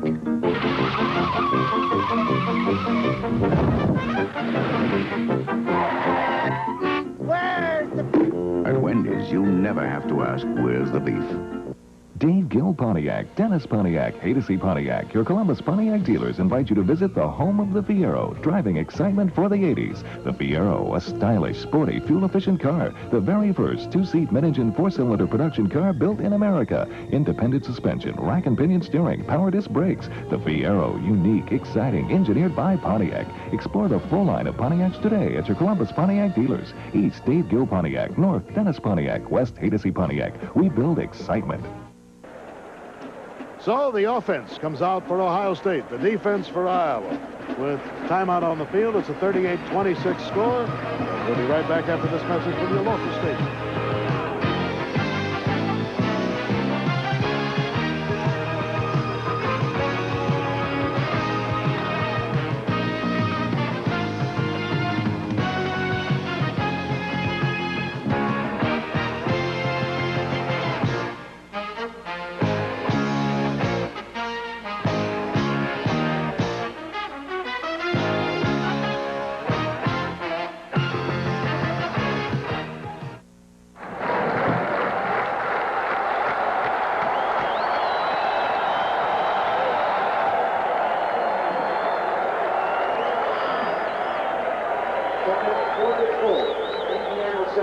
Welcome to Rack. Relax and just say Philly beef and cheese, please. Philly beef and cheese, please. Philly beef and cheese, please. Philly beef and cheese, please. Philly beef and cheese, please. Philly beef and cheese, please. Wow. Roast beef, Swiss cheese, sauteed mushrooms, green peppers, and onions on our new natural grain roll with a make-your-own-side salad, only $2.99. Just say Philly beef and cheese, please. Philly beef and cheese, please. Philly beef and cheese, please. Now at a great price at Rack. Recruiting talented people is competitive. A high cost of health care benefits could really cut down on what I have to offer. But now I can maintain high levels of basic and major medical coverage for my employees at a lower cost to me. With comprehensive major medical from Blue Cross and Blue Shield, a solid health care package is essential for attracting good people. We call it PACE. Packaging affordable coverage for employees. It's another way we plan to save you money. As we take a look at the time of possession, it's interesting to note that Iowa has had the ball longer than Ohio State. That surprises me. 23 minutes and 44 seconds at the end of the third quarter to 21-16. I would have thought it was the other way. Well, it really changed in the second half of the second quarter. I believe that did it. Yeah. Tom Zach unloads it to Byers. Double teaming him, and that's about the only way to stop him. However, he's got the first down as Station and Creer bring him down at the 40-yard line. Tom Zach just seems to be able to find Byers in an opening. They were in man-for-man coverage. Right there, Larry Station, I believe, had Byers coming out of the backfield and let him go, and Tom Zach found him. First down, Ohio State. Tom Zach is 10 out of 14 for 115 yards today and 2 touchdowns. Any question about the fact that he was ready?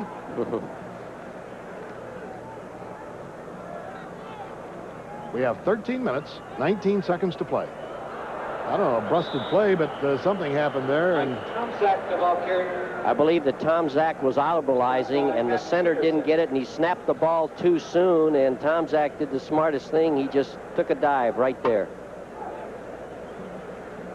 See if anybody moves. No, see, the center's the only one that moves, and it's important, as we say in coaching, for the center to know the snap count. Well, it makes it 2nd and 11. At halftime, and what must be a great ball game at Evanston, Northwestern now is leading 20-17 over Indiana. And Purdue in the third quarter, 17-3 over Minnesota. Good faking by Tom Zach, and he pours it in there to Smith. However, he trapped the ball at the midfield mark as Keith Hunter was covering on the play. But that play action is giving Tom Zach plenty of time, and that time he should have completed it, but he threw it a little behind Doug Smith. Incomplete pass, but you mentioned Tom Zach. Watch the throw right here. Tom Zach, what a courageous young man. Earl Bruce said it's unbelievable that he's back on that field playing today. Courage. Bruce said that he looked at Tom Zach's leg injury at the end of spring practice when he was hurt. He broke both bones, the tibia and the fibula. And even in July, it didn't look like Tom Zach would be able to be out here. Just a great recovery. Tom Zach getting a pretty good rush, turns around and throws it. Pressure was on him. Devon Mitchell covering on the play, but the man who really made it happen was Hap Peterson and Ken Sims, 50-9. So it brings up a 4th down, and Iowa will send one man back. Now, here's the thing with Tupa banging that ball about 54 yards on the average of the first half. Now has to punt it against the wind. And Robert Smith doesn't go back quite as far. One thing about Tupa, though, he does not put the ball up that high. I imagine he can kick the ball pretty far into this wind.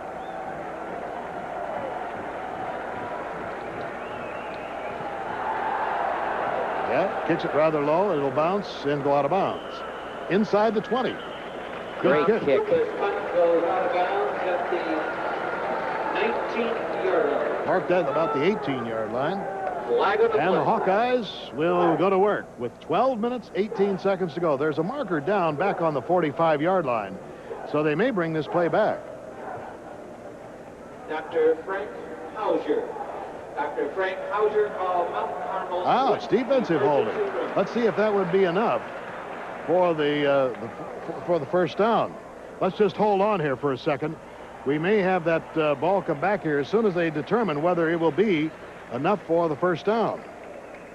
They're explaining it to Pepper Johnson, who is the defensive captain, and oh, is he proud to be the captain of this team. Didn't he do an excellent job on his feet yesterday? He and Loudermilk, just super jobs at that mic at the luncheon we were at for the Columbus Agonis Club. Well, apparently the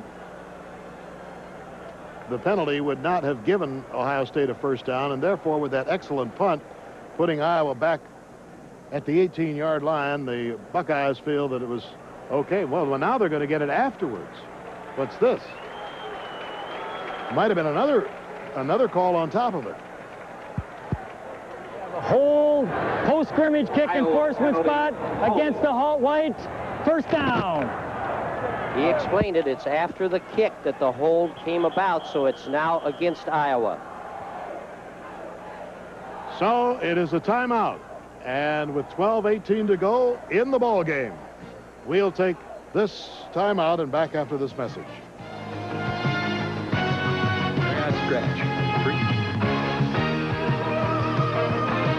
Columbus Marriott East, located at the Hamilton Road exit off Interstate 70, 10 minutes from Port Columbus International Airport and downtown Columbus. The Marriott East offers fine dining at Duke's Restaurant, featuring their famous prime rib of beef.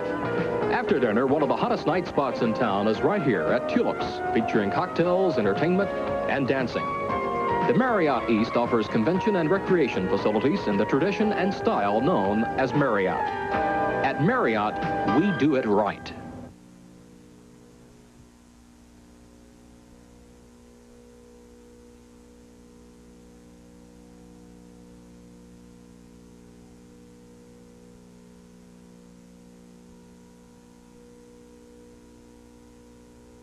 May I remind you that the Big Ten Yearbook is now available.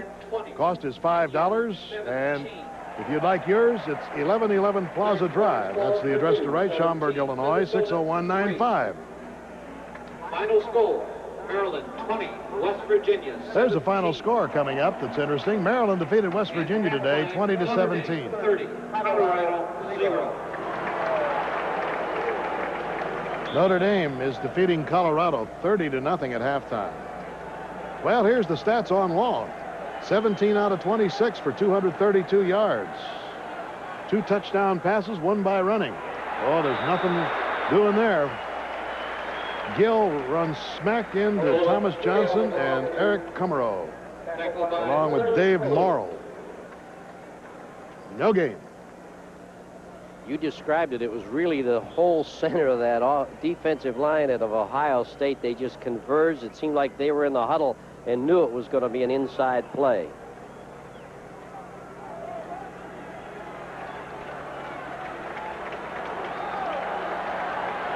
J.C. Love Jordan is out wide to the right.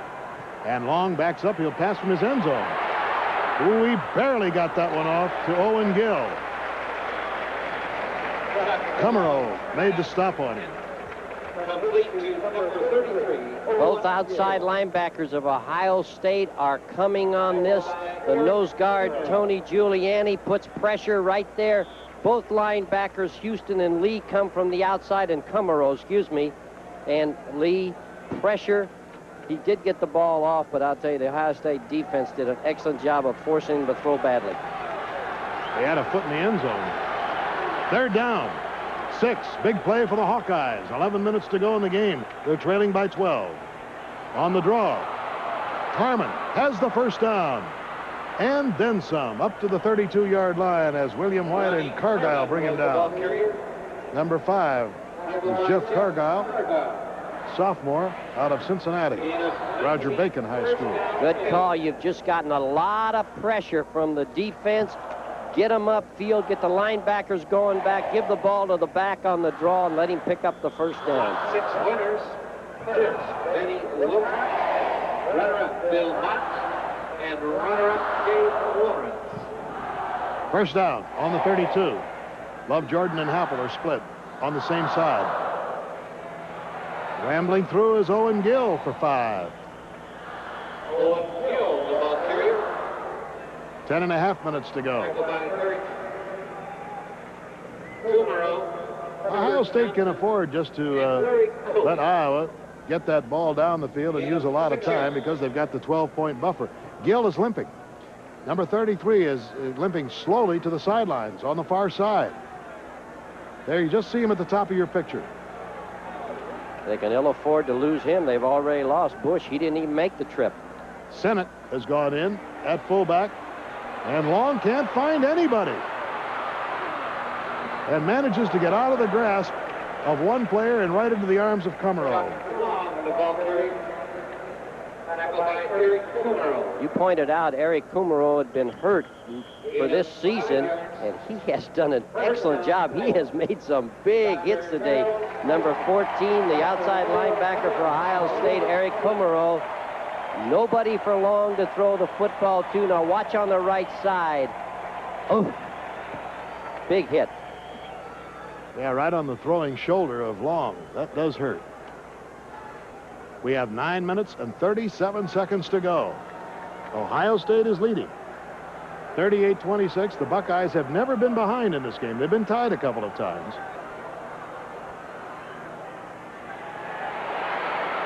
He unloads it to John Hayes, out of bounds at the 48-yard line, and Thomas Johnson's right on his back. Tackled by Pepper Johnson. If you were the quarterback, Chuck Long, you try throwing this ball right over Byron Lee. Watch Byron Lee, pressure right there. He unloads it to Hayes. Composure, poise, all those things for Chuck Long. Completion, Iowa. Chuck Long really hurt the Buckeyes last year with a 73-yard touchdown pass that won the game 20-14. He's 18 out of 27 today for 241 yards. Owen Gill dances his way to a first down at the 46-yard line, and Larry Kolick makes the stop on him.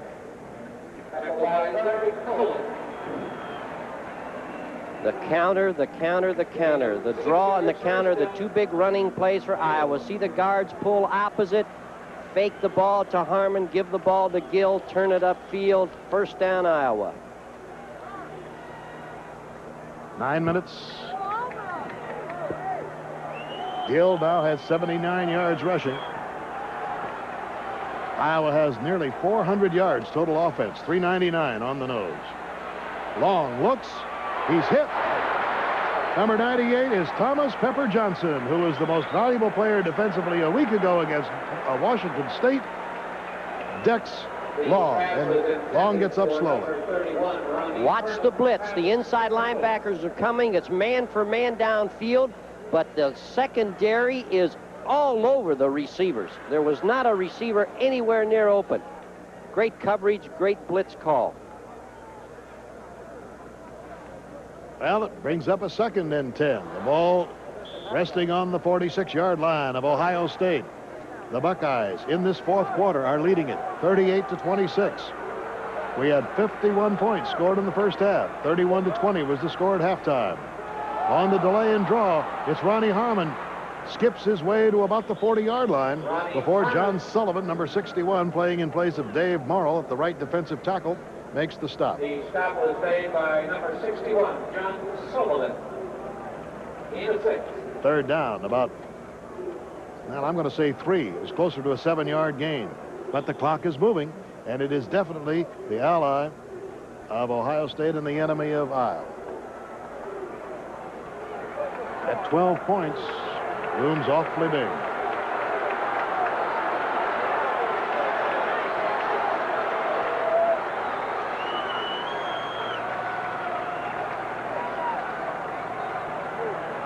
Long looks, throws to the sideline, but it's much too high.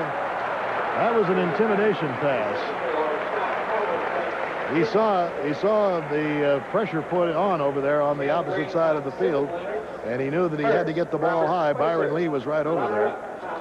Crecelius and Kolick covering, and now Hayden Fry sends the play in with a 4th down.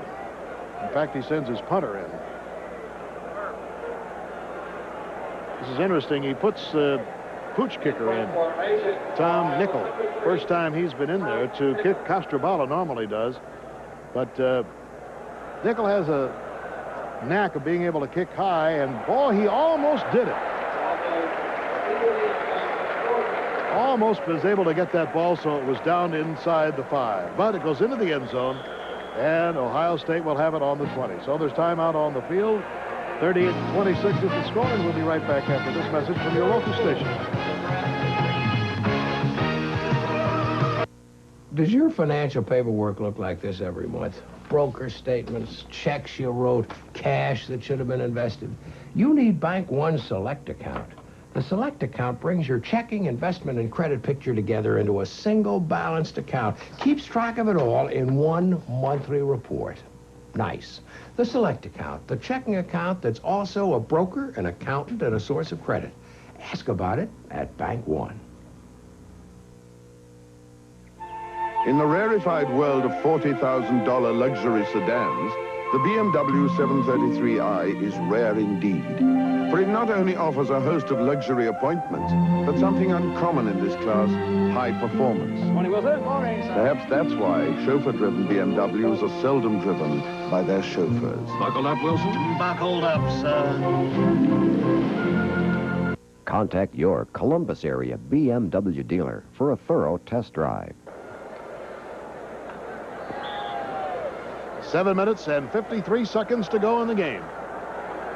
Buckeyes have the ball on their own 20-yard line, protecting a 12-point lead in the fourth quarter. Two tight ends, Taggart and Groza. And Byers is given the ball as it just grinds it forward for 3 or 4 yards. Jeff Drost making the stop. The strategy here, of course, Rick Forzano, is going to be for Ohio State to use as much of the clock as possible with a 12-point lead. And if you're Ohio State and you're a running football team, you want to be in this position. You really do. 7 minutes and 32 seconds left. You're a running football team. You're a possession football team. You want to be here and eat the clock up. But Iowa has an experienced defense, and they must make a big play.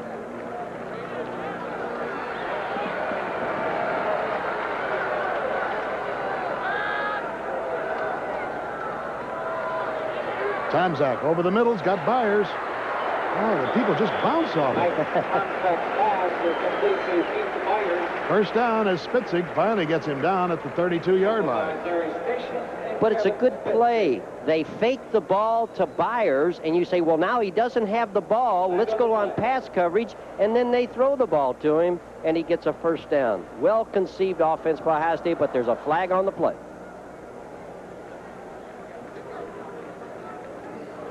I believe it's a holding call.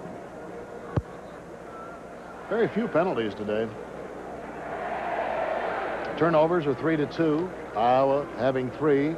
Ohio State 2. Georgia 26, Clemson 23. Well, there's a game that I really thought might happen. Georgia upset Clemson today, 26-23. I'll tell you, Vince Dooley has got to be one of the greatest coaches of all time. You made the statement. You said Georgia could beat Clemson and would beat We Clemson. have a hold on the offense. Second down. Well, to show you what kind of an expert I am, I also thought that Wisconsin would beat Michigan. Well, you're 50-50. That's not too bad. That final, in case you just did join us, was Michigan 17, Wisconsin 14. So the penalty going against the Bucks. 2nd and 17 is the count. Lanise in motion. From the 6, Tomczak rifles it right into the arms of Carter, and he's out of bounds at the 26-yard line. Nate Freer on his back. Well, regardless of which way this game goes, both of these schools are going to have a lot to say about the Big Ten championship. Both of them will be in the race. Here it is, really a courageous pass. Lanise takes the coverage downfield. They hit Carter in the seam. They picked it up. They didn't get greedy to pick up all that yardage. They have third down now. They have a chance to keep possession of the ball. 6 minutes, 45 seconds to go as the clock was stopped on that out-of-bounds play. Don't forget, next week, 3:30 Eastern Time here on Sports View, our Big Ten game of the week, Purdue at Michigan State, and then the week after that, it's Michigan and Michigan State from Ann Arbor. Tomczak pours it in there to Lanise, and he's got it at the 36-yard line. Just enough. Iowa wanted to make the big play. They had a blitz on. The blitz did not get to Tomczak. Tomczak found Carter downfield. Keith Hunter was laying off of him a little bit, but I'll tell you, Mike Lanise, an ex-running back, that was an excellent pressure catch by Lanise. 6 minutes and a half to go. Good shot at Tomczak there as he calls the audible. Oh, the hole that opens up for Byers. I'll tell you, that offensive line is still driving him. Watch the surge here. Watch all the red jerseys. Watch Scott Zielinski pull. And watch that big horse right there just turn it up. and just hold on to the football. He knows it's so important. He said, hey, if we don't fumble the ball, if we just keep possession, we can win this football game. Just to give you an idea of Byers today. 20 rushes, 118 yards, and 2 touchdowns. He's thrown for a pass for 35 yards, and that was a touchdown. He's received 3 passes for 38 yards and a touchdown. And he stopped here for no gain. One of the few times he was thrown for a loss, actually. So we'll give him 180 yards for all-purpose running today, or all-purpose yardage, let's say. Big play. It's a 3rd down, and a long 3. Conference over there on the side of the field of the Buckeyes. That's Earl Bruce with a red baseball cap. 53 years old in his 6th year. Brilliant record during the last 5 years. Best in the Big Ten, as a matter of fact, in the one-loss column of the coaches during the past 5 years. 38-26 is the score. And Tomczak throws it. He's got Lanise for the first down. Again, just enough at the 48-yard line as Nate Peer did everything he could to stop it. Ohio State's backs and offensive line are doing an excellent job of picking up the blitz. There you see Spitzig coming up. They had a stunt in the line. They picked it up. He drills the ball to Lanise, right, a timing play. First down. Say, perfect control football by Ohio State. We have 4 minutes and 45 seconds to go. The Hawkeyes still have 2 timeouts. Tomczak is 13 out of 19. Fakes it short and goes long. And it is just off the fingertips of the intended receiver, Chris Carter. Boy, that's one way to put it right out of reach right now, is to the defensive people of Iowa. We're thinking short, we're thinking possession, and he pumps the ball and drills the ball just over the outstretched arms of Chris Carter. He might have been able to have that ball. That'd have been a big play for Ohio State. As it turns out, it's 2nd and 10, and Iowa still has a chance. Ball in the 40, almost the 49-yard line. The stats on Tomczak, who's gone all the way, by the way, started the game today and has played extremely well. Over the middle, he's got Byers for about 4 or 5. Richard Pryor, number 99, making the stop. The Ohio State men's cross-country team also won their main today. Well, a nervous walk on the sideline by Hayden Fry. He knows the time is getting short. 4 minutes exactly. And the Bucks have the ball. Carter comes limping out. Chris Carter to this side of the field. Noticeable limp. 3rd and 5. The Hawks can stop him here. They certainly will force the punt, and the pressure goes on Tomczak. He throws it wildly out of bounds.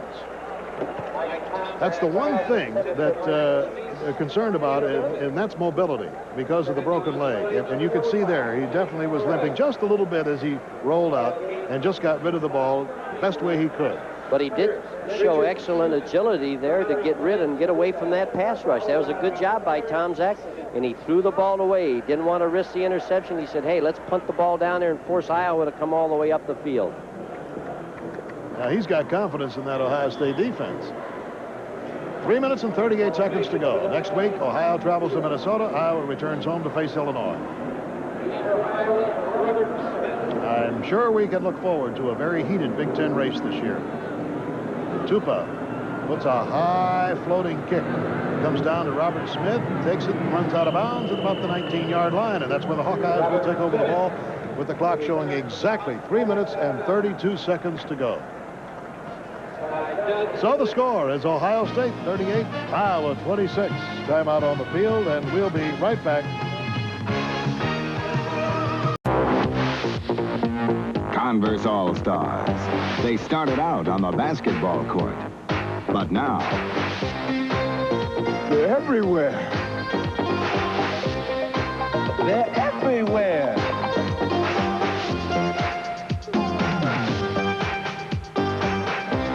They're everywhere. Converse All-Stars. Look for them everywhere. Official athletic shoe of the 1984 Olympic Games. Hey, guys, I'm back. Catch anything, Riley? Yeah, caught this granddaddy of a fish. But when I got him in the boat, he says, I'll give you 3 wishes if you throw me back. A talking fish? Well, it was hot. I was thirsty, so I wished for a nice cold Stroh's beer. And there it was. Tasted so good, I wished for another one. 2 wishes, 2 Strohs? And what'd you do with the 3rd wish? Hey, did I forget my friends? Stroh's and Stroh Light, fire brewed for smoother taste. Don't forget, on most of these SportsView Big Ten Game of the Week stations tonight, it's Michigan State and Illinois. Ray Lane and Jeff Logan bringing the game your way from Champaign at 8 o'clock Eastern Time. In the 4th quarter, Purdue is leading Minnesota 20-3. And how about this in the 3rd quarter? Northwestern 33, Indiana 24. Dennis Green at Northwestern has lost some tough ones. We had the Illinois game. They could have won that one. They lost a tough one to Syracuse on the last play. He'd like to have this one against Indiana. 3.5 minutes to go, and Long pours it over the middle. It is intercepted. Pepper Johnson has got the ball and still on his feet. Out of bounds he goes at the 19-yard line, and for the 2nd week in a row, Pepper Johnson picks off the football. And a chorus of boos are because of a late hit out of bounds. And a couple of flags go down, and that's going to cost the Hawkeyes even more. If anything happens to Keith Byers, they can put Thomas Pepper Johnson at fullback because he has so much range. Watch him run here. Boy, he's like Walter Payton. Put that ball out there, turn it upfield. He looked good to me, I'll tell you. Whew. The interception by Pepper Johnson, 13 yards. Now, there were 2 flags that were thrown, but, you know, now that I look at it again, the contact had been made, and I guess what they wanted him to do was let up, and I really don't think that the tackler intended to do any harm. He just was hanging on.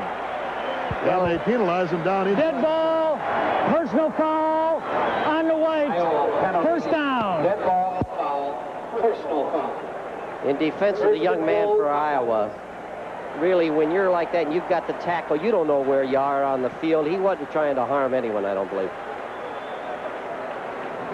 But it is a penalty. Hard time picking another defensive player this week other than Pepper Johnson. Gosh, the guy is all over the field, and as you said, you know, he's pretty nifty. Call him Twinkle Toes.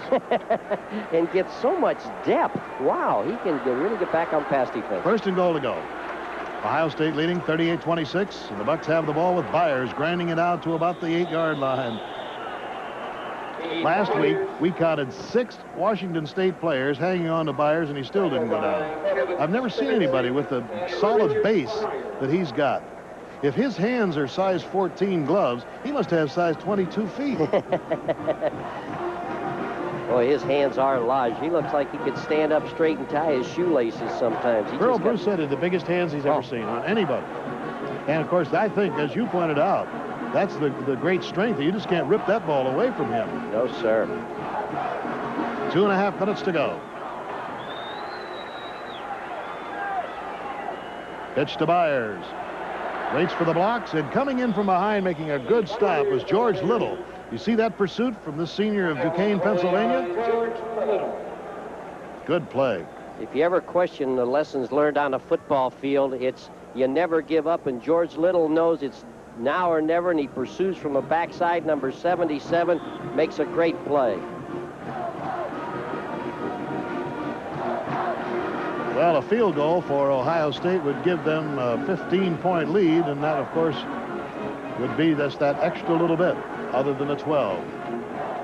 Here they could be in jeopardy with 1:54 to go, but as the clock ticks down, Iowa has only 2 timeouts, and they do not exercise them here, but Ohio State does. Tomczak wants to come to the sideline. He wants to get another score. 1 minute and 46 seconds to go. And the score, 38-26 Ohio State. We'll be right back after this message.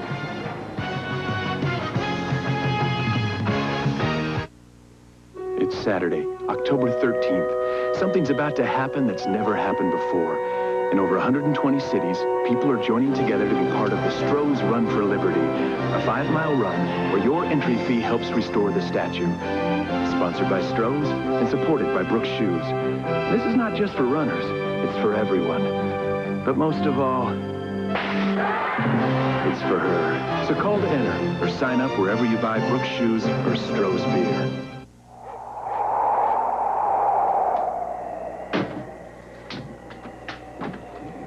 Where are you going?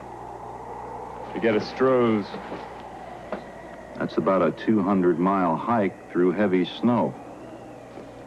I know. If you think of it, get two. Stroh's and Stroh Light, fire brewed for smoother taste. During that timeout period, Mike Tomczak came over to talk with Earl Bruce. With 3rd down and 6, the ball is resting on the 6-yard line. 1 minute and 46 seconds to go, and the Buckeyes lead by 12. End around to Lanise. He's got blockers. Cuts inside. Touchdown.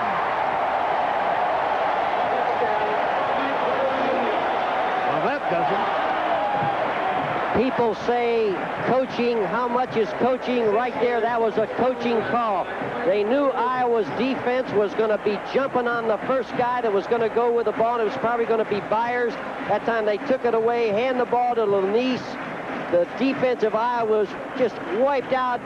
Touchdown, Ohio State. Great call. Give those coaches credit, Bill. Come on. 44-26, and Spangler, Mr. Automatic, is in to try to make it the 45th point of the afternoon. Boy, you got to be impressed with the Ohio State offense. 44 points last week. There's the 45th point this week. That's not bad. 89 points in 2 weeks while allowing the opposition only 26. So the clock is stopped with 1 minute and 39 seconds to go. And Ohio State has extended the lead. And we'll be right back after this.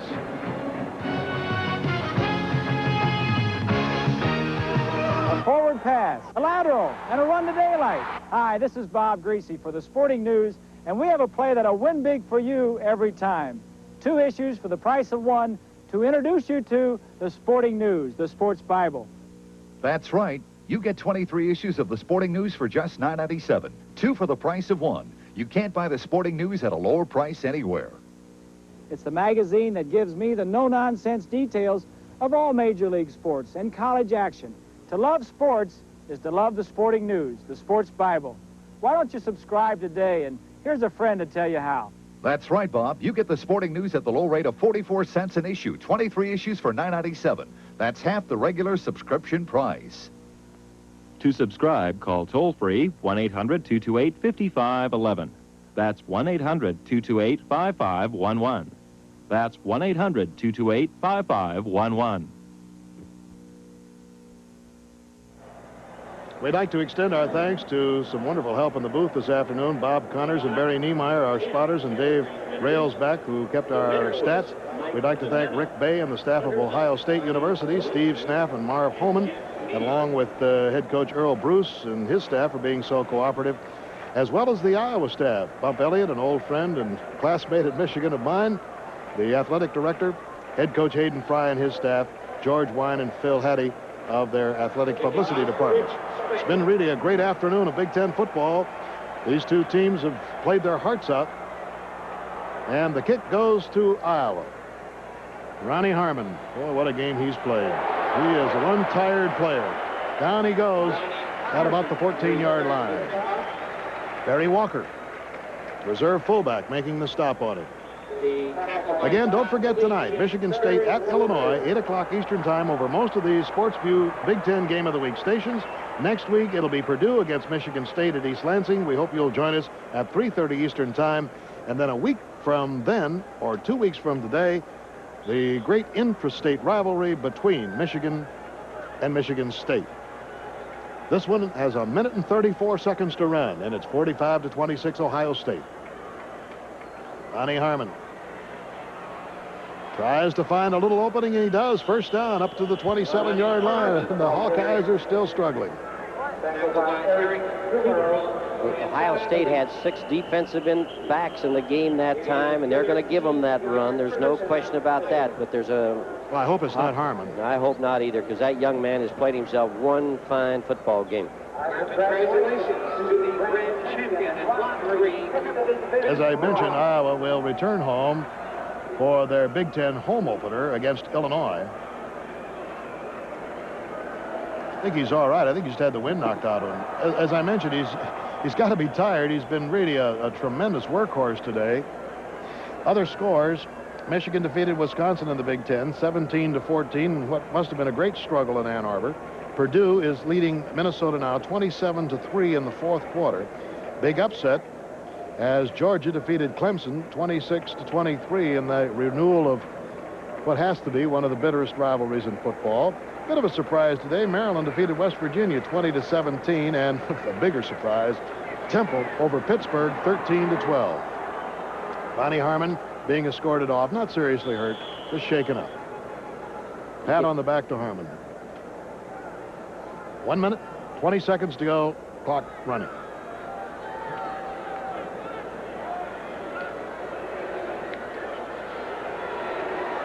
Chuck Long has to throw to the short man, Tim Sennett.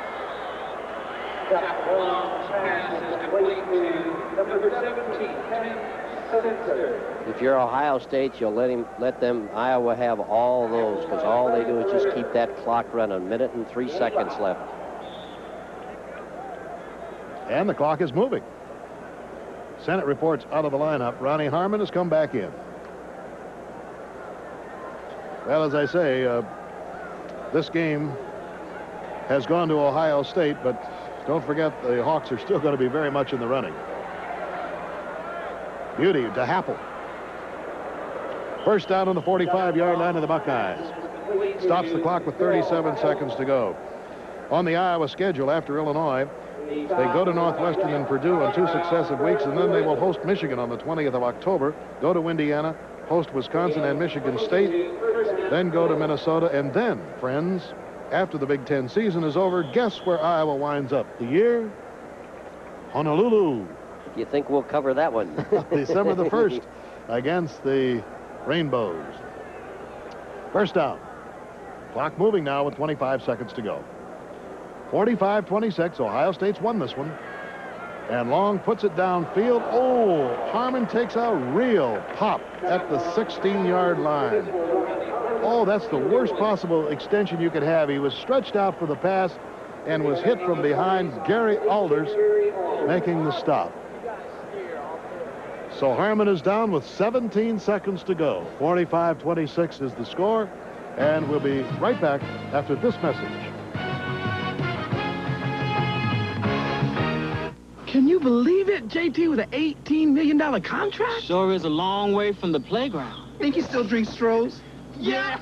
Hey, guys. JT, man. Richard. Timothy. This is all right. Glad he didn't forget his friends. Or his Strohs. Where is the Strohs? Out by the pool. The pool? Strohs and Stroh Lights. Now that's a cooler. Fire brewed for smoother taste. This bartender's the next big league pitcher and loves to serve fire-brewed Strohs. See what I mean? That was his fastball. That was the curve. Look out. Wild pitch. What was that? Relief pitcher. Strohs and Stroh Light, fire brewed for smoother taste. Oh, we were so glad to see Ronnie Harmon get up. Hayden Fry had actually come out onto the field. He was so concerned about it. There he is on the right-hand side. But Harmon says, Coach, I'm all right. Boy, will I sleep tonight.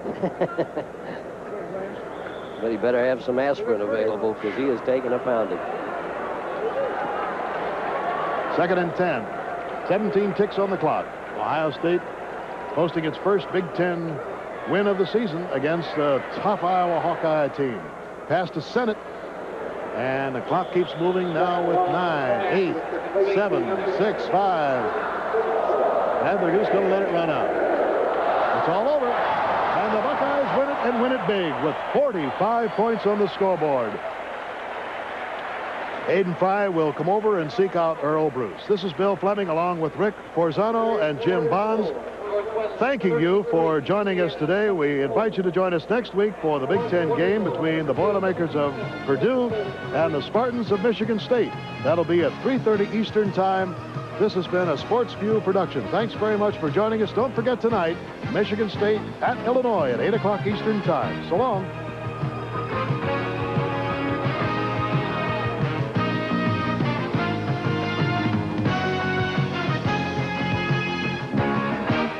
The best things in life are worth waiting for, like a Buick. Buick has been building better cars for years, and now Buick is building the best ever. Best quality, best performance, best in class. Backed by service from your Central Ohio Buick dealer. Stop in today for your value. If he doesn't have the model you want, he'll get it for you, and it'll be worth the wait. For a good deal, and a good deal more, see one of your Columbus Buick dealers. Sandcastle Marine, your Mariner outboard and Mercruiser dealer, lets you make your own waves right now. Smash the price reef by channeling 84 discounts on all 85 boats. Save now on the 85 Executive Cruiser Aqua Patio with 40-horse Mariner Electrostart, just $67.95. And save now on the 85 Baja Sunsport Bow Rider with 200-horse Mariner engine, only $11,900. Exit 132 off I-70 East and go 1 mile south. Sandcastle Marine, your Mariner outboard and Mercruiser dealer, open 7 days a week, 9 till 9. Shotgun Rapids, Idaho, and Old Milwaukee both mean something great to these guys. The shotgun means white water at its best. And Old Milwaukee means a great beer. Cold, crisp, Old Milwaukee beer. And smooth, golden Old Milwaukee Light. And Old Milwaukee. And Old Milwaukee Light. Taste as great as their name. You know, guys, it doesn't get any better than this. The Columbus Dispatch. What's in it for you? The stories behind the scores on gridiron, fairway, or court. The latest looks, books, sales, and shows. The presidential race, space, national and international news. All for you in the Columbus Dispatch. Call 461-5100 for home delivery. Old storm windows are awkward, heavy, fragile, and need maintenance. Plastic films are cheap but hard to see through, impossible to clean, and ugly. Here's an alternative, the Flex-Tight magnetic interior insulating window. It snaps on inside, helps keep drafts and street noise outside. The frame seals tight like a refrigerator door. It's clear as glass, but lighter, tougher, and a better insulator. And it looks just fine. Call now for a free estimate. We now join the Nebraska at UCLA football game, already in progress. David Norrie's a big, tall, strong-armed guy. 6'5" to be exact. He was the number 2 quarterback without a doubt coming into fall, but then Stevens kind of narrowed the distance down. Got the start today. Andrews out across the 30 to the 32. Daffer and McCashlin combined on the tackle. But in no way can you blame this entire first half on Matt Stevens, of course. If it's been a combination of a superb defense by Nebraska as well as an overpowering offense. It's certainly not Matt Stevens entirely his fault, but sometimes a changing quarterback can lift your team. That was a 10-yard run by Andrews, and that's their longest run from the line of scrimmage. Maybe they can build on that. You look for something now, don't you, when you're down 21-0? You look for any kind of hope. But when you're a throwing football team, you have a chance against anybody. There's number 9, David Norrie, like we said, 6'5". He's out of Portland, Oregon. He was the guy that Homer Smith kind of handpicked when he went out to recruit. Homer's very high on him, but he's only thrown one pass.